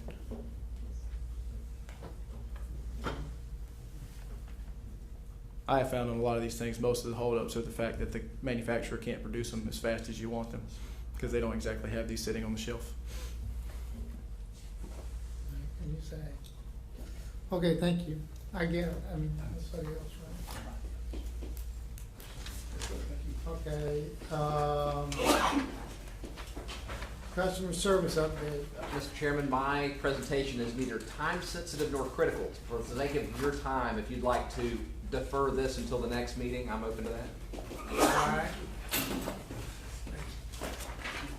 R&R projects update. Are you ready? Mine is very critical to me. Just kidding. I didn't get to go last time, so. All right. Commissioner, once again, thank you for the opportunity to come before you. You'll notice something a little bit different about this capital project report. It's skimmed down to 2 sheets only. So you'll see the format. You've seen a preview of this before, and I had to have something visual. I just can't stand to do a spreadsheet by itself, so I did something visual with location map. I still wanted to include that in there with a couple snapshots for the relevant projects. Please keep in mind, this is a status update for the projects, which I'll do. The numbers in here, this is still a very new thing that we're working around between procurement, finance, and planning and construction. So these numbers are just placeholders, so to speak, for now. Please just consider the new format you're going to be seeing, the simplified format. Please don't hold me to any of these numbers. That's why I got draft and big bold letters on the top here. But just to go across what this was, we're taking a lot of feedback from the commission, trying to get that high level information easier to see. You'll see a column that's added for conceptual cost for the project. That as staff, we develop when a project is first conceived. We throw out that big, wild, educated guess. And then you'll see a column that has POs and approved contracts and those funds that are approved by the commission. Column for those, you'll see a column for change orders, and you'll see a summation of those, and you'll see as that money is expended and encumbered, and then you'll be able to track it that way. And then at the very end, you'll see somewhat of a status of the project. Is it on hold? Is it conceptual? Is it what percent complete is the design, construction, et cetera? And of course, when is it complete? So it's just an effort to simplify what we're seeing here. Print may be a little bit small. We did try to fit it on one sheet. We may work on that, see if we can't consolidate it, make it a little easier to see as well. The projects you see in gold over here in the left-hand column, those are projects I like to call graduates. Those are going to fall off the list, but we just wanted to include them one last time in here so you can see what projects we've had progress on, come to completion, and what you will no longer see recapitalized in John's world and come off the list and shrink the list. So in sake of time or consideration of time, I'm happy to answer any questions if anyone has anything particular on a particular job, rather than go through each and every one of them. I'm happy to do that at the will of the commission. What's the possibility of this being online and updated as often as possible, that commissioners could go out and look at, and that way they can prepare questions or send you questions on it? But then at any time we can look at it. Okay. In the same method that we use to put an online perusable version of the Excel document that's used for the bill calculator, you could do that on the planning and construction page using an Excel document. And we could limit it to. Oh, limit it to those that have a password to a page. That would be fine. I mean, it's public information, Okay, yeah. but I'd like somebody to come in and say, but would that suffice better than trying to go through each project? You think so? Keep in mind, sorry. Yes, sir. I got a question about 3 of these projects. The State Route 99, is it almost finished now? Status on State Route 99, I'm happy to give an update on that. So we do have the easement has been approved and signed by Georgia Pacific on phase one, which is the 99 section of that. Seaboard, we presented them with everything they need to consider giving us the easement. They've said they will. We're working together the compensation and whatnot that we're limited to in that fashion. But I think we're gonna have that easement here pretty quickly. Once we've got that, we're already in. What's the holdup on the easement? The holdup, Seaboard had asked for basically us to provide them with taps and easement trade, if you will, for capital fees, et cetera, which we've explained on multiple occasions to other projects. It's a common question, but we cannot use capital fees as a negotiating tool and such. We can work construction improvements, different things like that, which we've done for easements, different things, as long as it stays within our legal obligations of the value of the easement that we're obtaining, et cetera. So they asked for a lot more than we're able to give, so we're trying to figure out how to work that out. When's that project gonna be finished? We hope, we're in the process of realigning the route for the new water line, considering the easements we're obtaining. I don't see why that project couldn't finish up in 3 or 4 months if we get everything we're trying to get. It's been a long going project since I think as early as 2014, or John, you can probably, by the number here, 2012, excuse me, by the number here, 2012.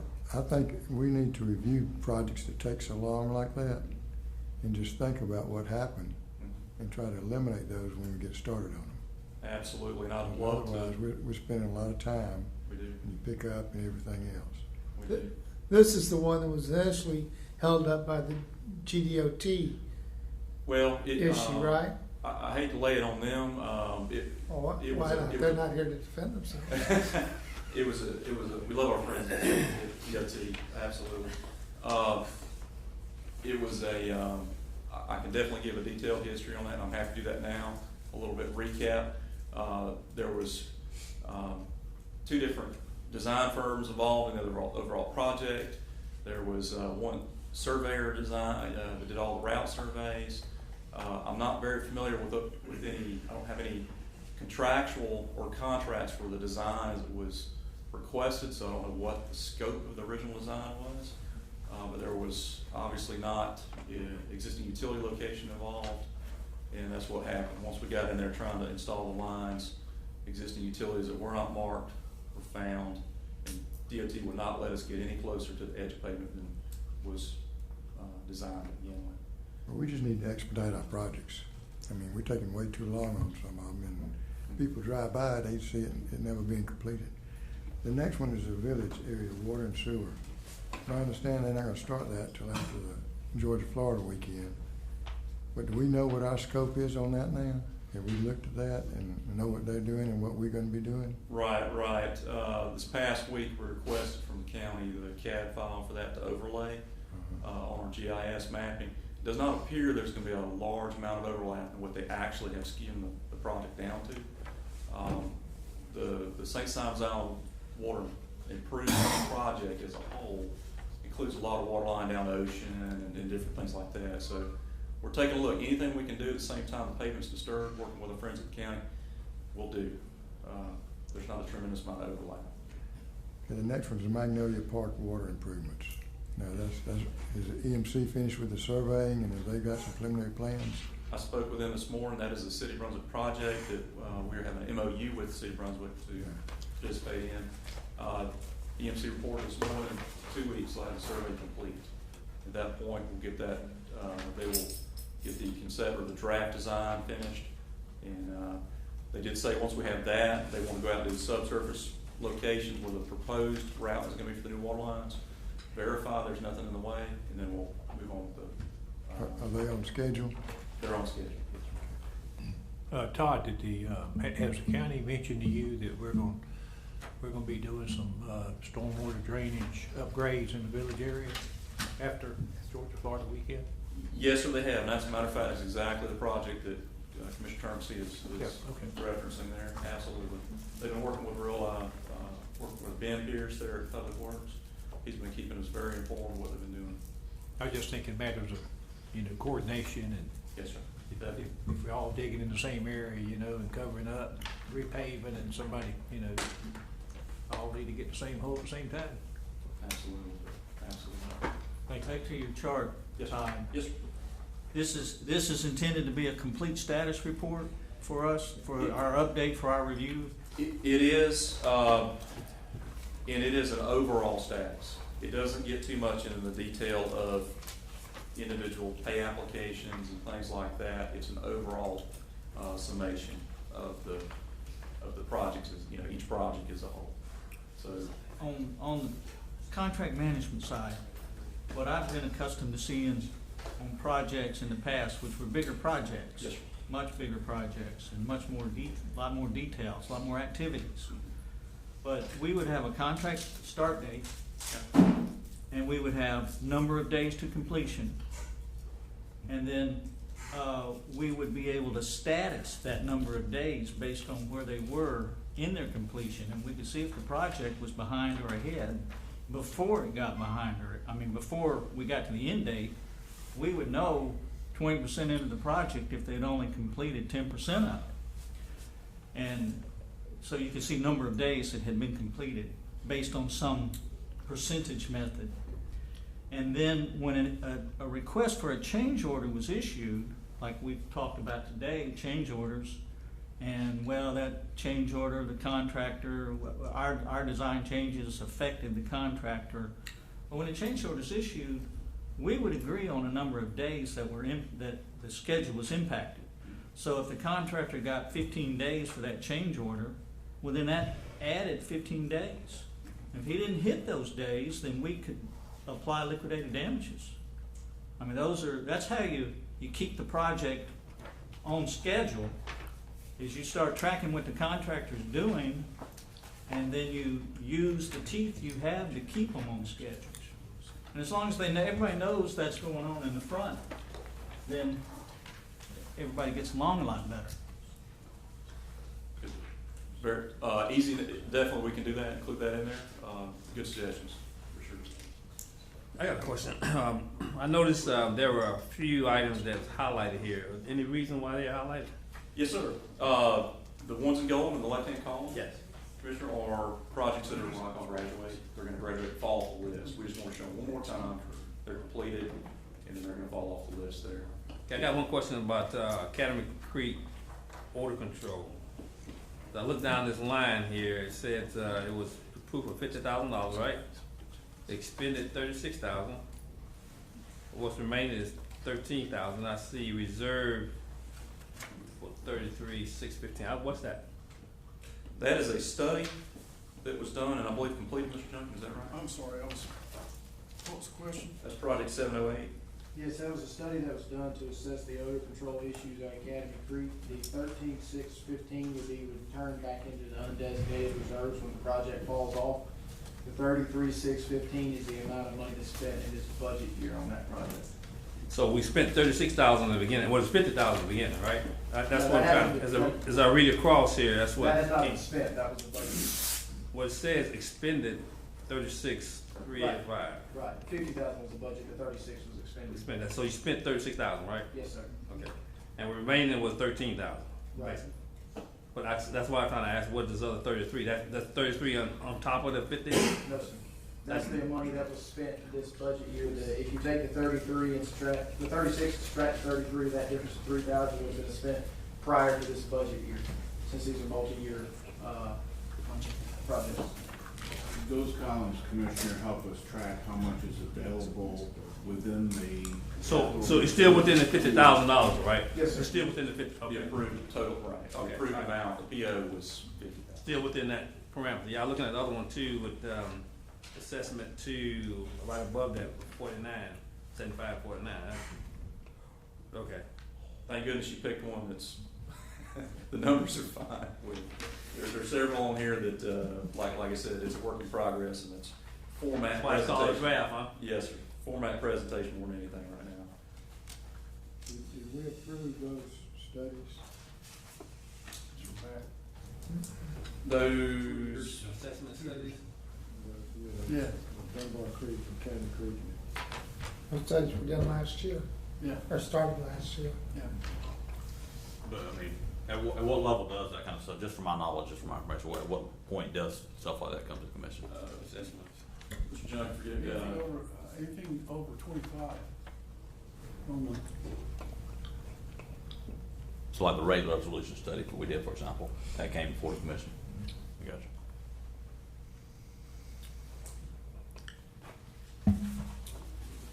This is a nice chart, but we don't say the start and completion dates. Absolutely. Commissioner Copeland, as you mentioned, we'll add that on there. It gives you, that's another level of detail we can definitely show on here. Easy enough. Well, I guess what I'd like is where I can go out and see all the projects and have a summary sheet that I can click on and look at.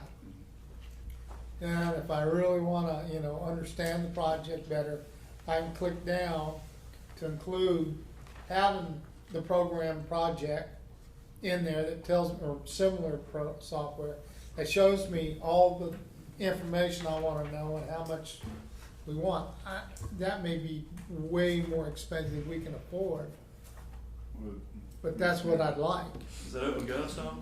The contract, project module or the contract management module that we own in Enterprise is supposed to be able to do that. However, there was some delay in Enterprise, in Harrisville, and that project, or that software out.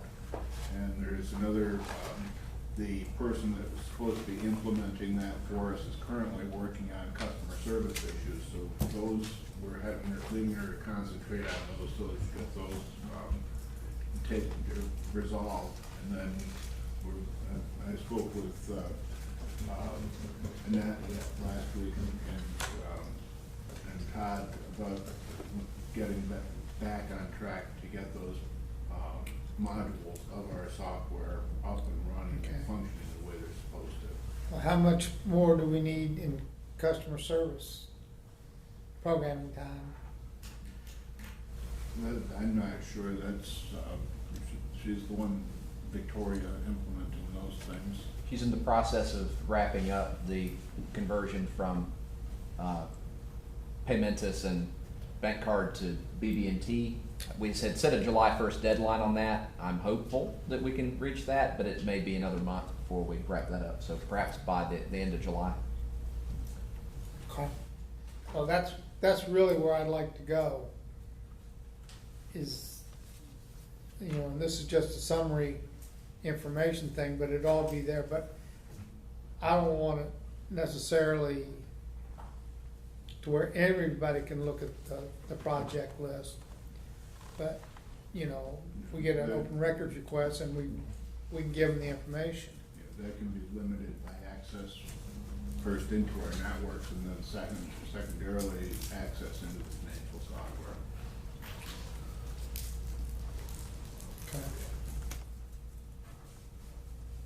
Okay. Good deal. Good input. I've taken some notes up here as you look through this over the next several days. If there's anything additional, by all means, this thing is a work in progress. Whatever makes good sense. Magnifying glass. Magnifying glass, yes, sir. We can go pretty big with this one. Anyway, if no more questions on capital projects, I'll hit one last thing. I think pretty good to show you. Our leadership asked us to, the topic earlier was hurricanes and whatnot, all that, hurricane preparedness, emergency preparedness. We have some critical facilities, some of our partners in the county. During the last hurricanes, we became very intimate with. Essentially, they need to have service maintained throughout emergency situations. So leadership asked staff to take a look at how to maintain service to these facilities. Facilities like the jail, facilities like the school, where there's going to be persons mobilized to handle during storms, hospital for one, whatnot. How can we do? There were different options looked at: on-site facilities, tanks, different things like that. This is primarily focused on water distribution, but what we've done is we've gone down and looked at, and this is utilizing our modeling capabilities or our mapping capabilities, going and looking at how can we isolate dedicated routes to these critical facilities. So that's exactly what we've done. Be happy to throw this out there and showcase some of the stuff Mr. Jenkins had us doing. Brunswick High, that's one, hospital, Public Works out there, in the jail, off there, right off of Newcastle Street, headed into town. So it's good use of our facilities.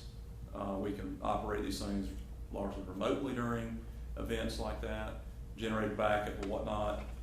Isolating the routes first thing, finding the best routes, going out in the field, determining what valves are there, replacing what valves at what cost. I think we determined on the routes for the jail, it's like 3 valves or something we got to go in and install. That's pretty good money spent to keep the jail in service during a hurricane. If Mr. Klein, one of the things that we experienced during the last storm was we incurred probably about $200 and a quarter in issues from electrical surge and other issues because we stayed online. Staff tells me that by limiting it to just these 4 units and keeping the wells that supply them on backup generators, isolating the service from the grid, will reduce some of those intrinsic surges and the kind of irregularities that would cause for electrical damage in our controls and whatnot. So this is a pretty good trade-off for what we're expecting while maintaining bare minimum necessary service to those 4 critical locations during the storm. Immediately. What's the estimated cost of this? I don't, or have we determined if we've got the valves in stock? They don't have the valves in stock right now. They went out and had locates done. They're digging down the pothole and verify sizes before we go out and buy valves. We should have that estimate completed definitely before the next meeting. You have an order of magnitude, just a guess. Water distribution tells me we only need 3 valves. If you consider a 12-inch gate valve, not going to be more than $10,000. So. Let me add something to that. I just came from a meeting before I came here dealing with HUD disaster preparedness funds that's been released. I think you was invited to the meeting too as well, and also I believe you was invited. Todd maybe invited to the meeting. 3 o'clock meeting? No, 1:30 meeting they had today. They're dealing with. They have released some funds and CDBG funds for disaster preparedness. Is really a stopgap for all the claims that were submitted and wasn't funded. That they provided some funds for that to happen now, basically it's about $13 million for 12 counties, I believe it is. Let's see, 1, 2, 3, 4. 12 counties in Georgia, 15 counties in Georgia, but 3 zip codes were the most impacted, which was 31520, also Kingsland, and then someplace out near Albany, I think it was.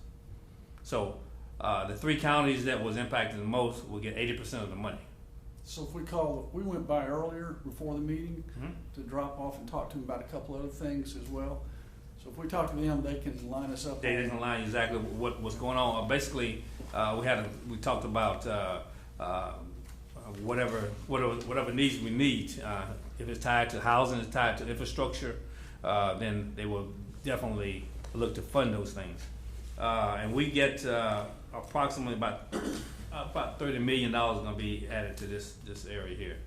31520. Now that's going to be kind of problematic because, for one thing, 31520 doesn't encompass all of Glynn County. Yeah. It encompasses just a certain area. However, the rest of the money, the 20% will go to Glynn County and the rest of the counties. But those 3 counties would be the ones that would participate in 80% of this funding. Like I said, a lot of it was dealing with housing. Then infrastructure, business and infrastructure. So for those categories that they had was water control facility repair damage, pumping facilities, irrigation facilities, equipment repair on buildings and so forth, repair of water treatment, delivery system, power generation system, so forth. So basically I think we fall within that area. And I think Academy Creek fall within the 31520 area. We'll be happy to submit those. We'll need your help. We technically cannot apply for CDA by ourselves. Well, there's a change with that, okay? They are really asking for people, that have been inundated. The city of Brunswick is gonna apply, Glynn County's gonna apply too, so, we're looking at some We need things. to get our list on the city and the counties. Yes, so we will make sure that, we, joint water and sewer, receive some of those funds.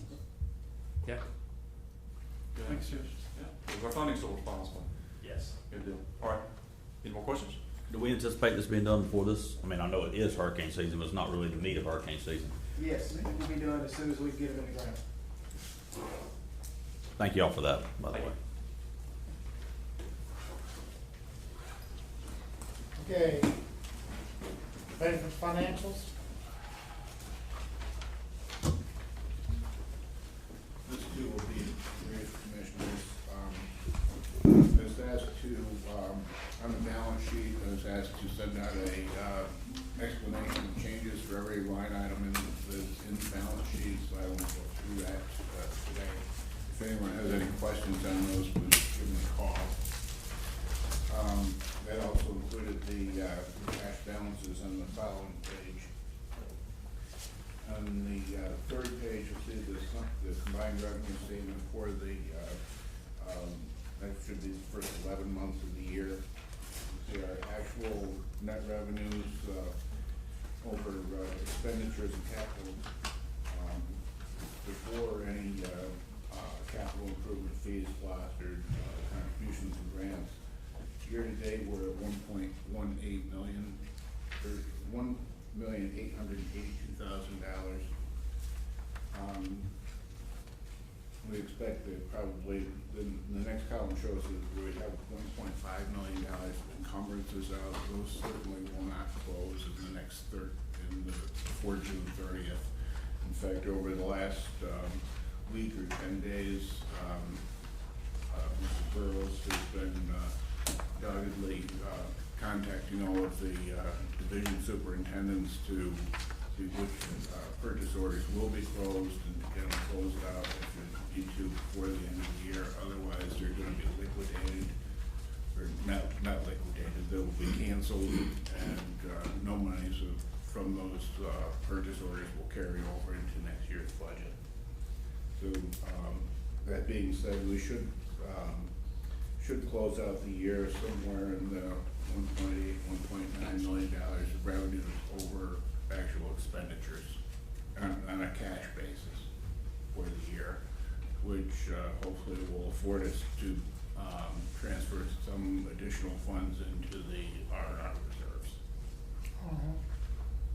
Are these numbers we're looking at for March 31st? Through May 31st, I didn't change the title on the top.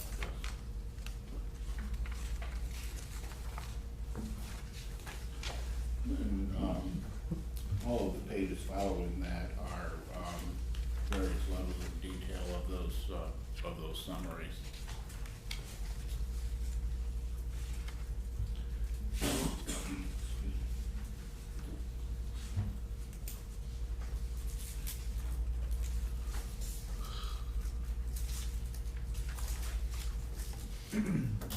Questions?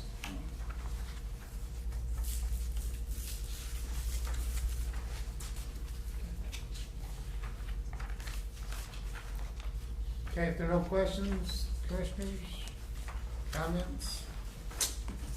Thank you.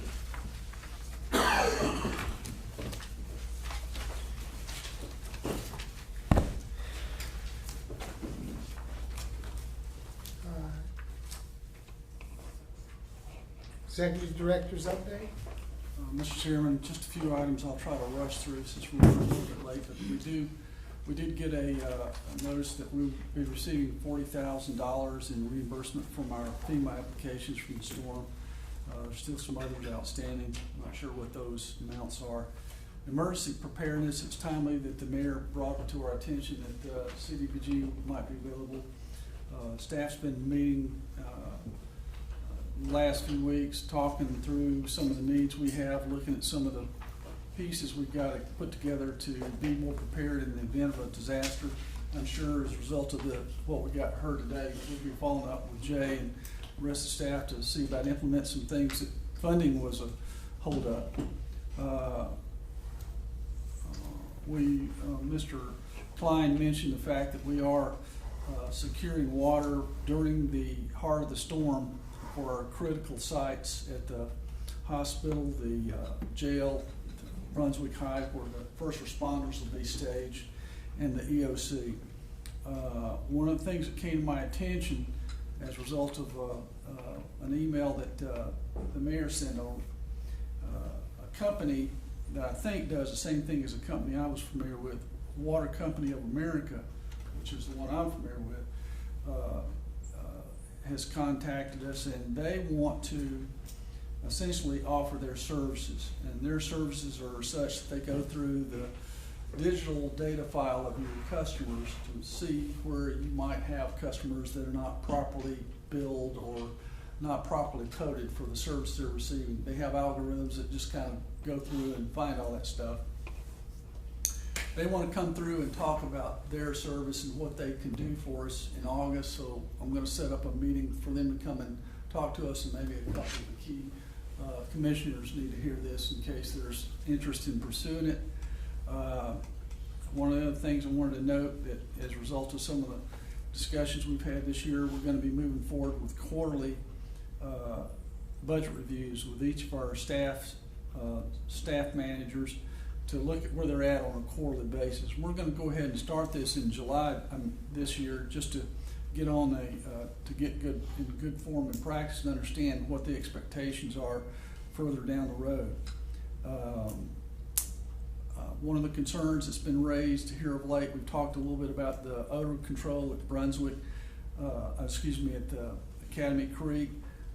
We're about to set up a trial of one last chemical, a lime magnesium hydroxide additive, to see what it would take to, in terms of material and cost, to control odor for the most part with the use of chemicals. We'll be staging tanks at lift station 4001, lift station 4028, and lift station 4036.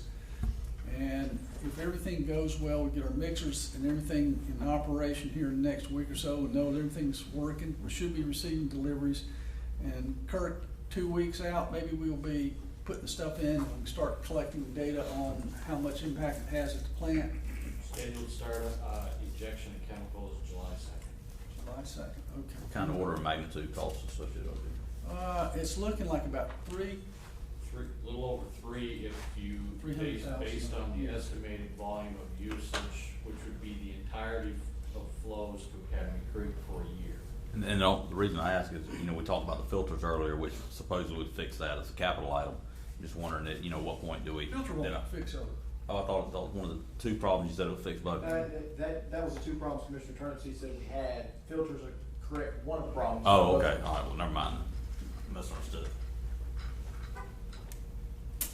Other than that, that's my wrap up. Okay.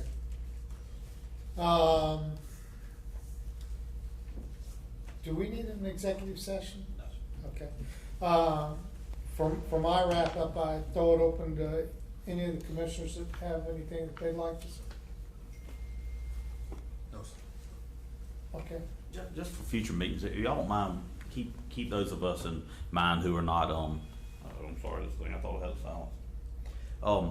Please try to refrain from using acronyms. I mean, I sit here sometimes and I look at these acronyms and I haven't, not being in the industry long, I don't know what they are, so just a comment. Anybody else? If there's nothing else, the meeting is adjourned. I need to talk to you. Okay. Sometime. I need to.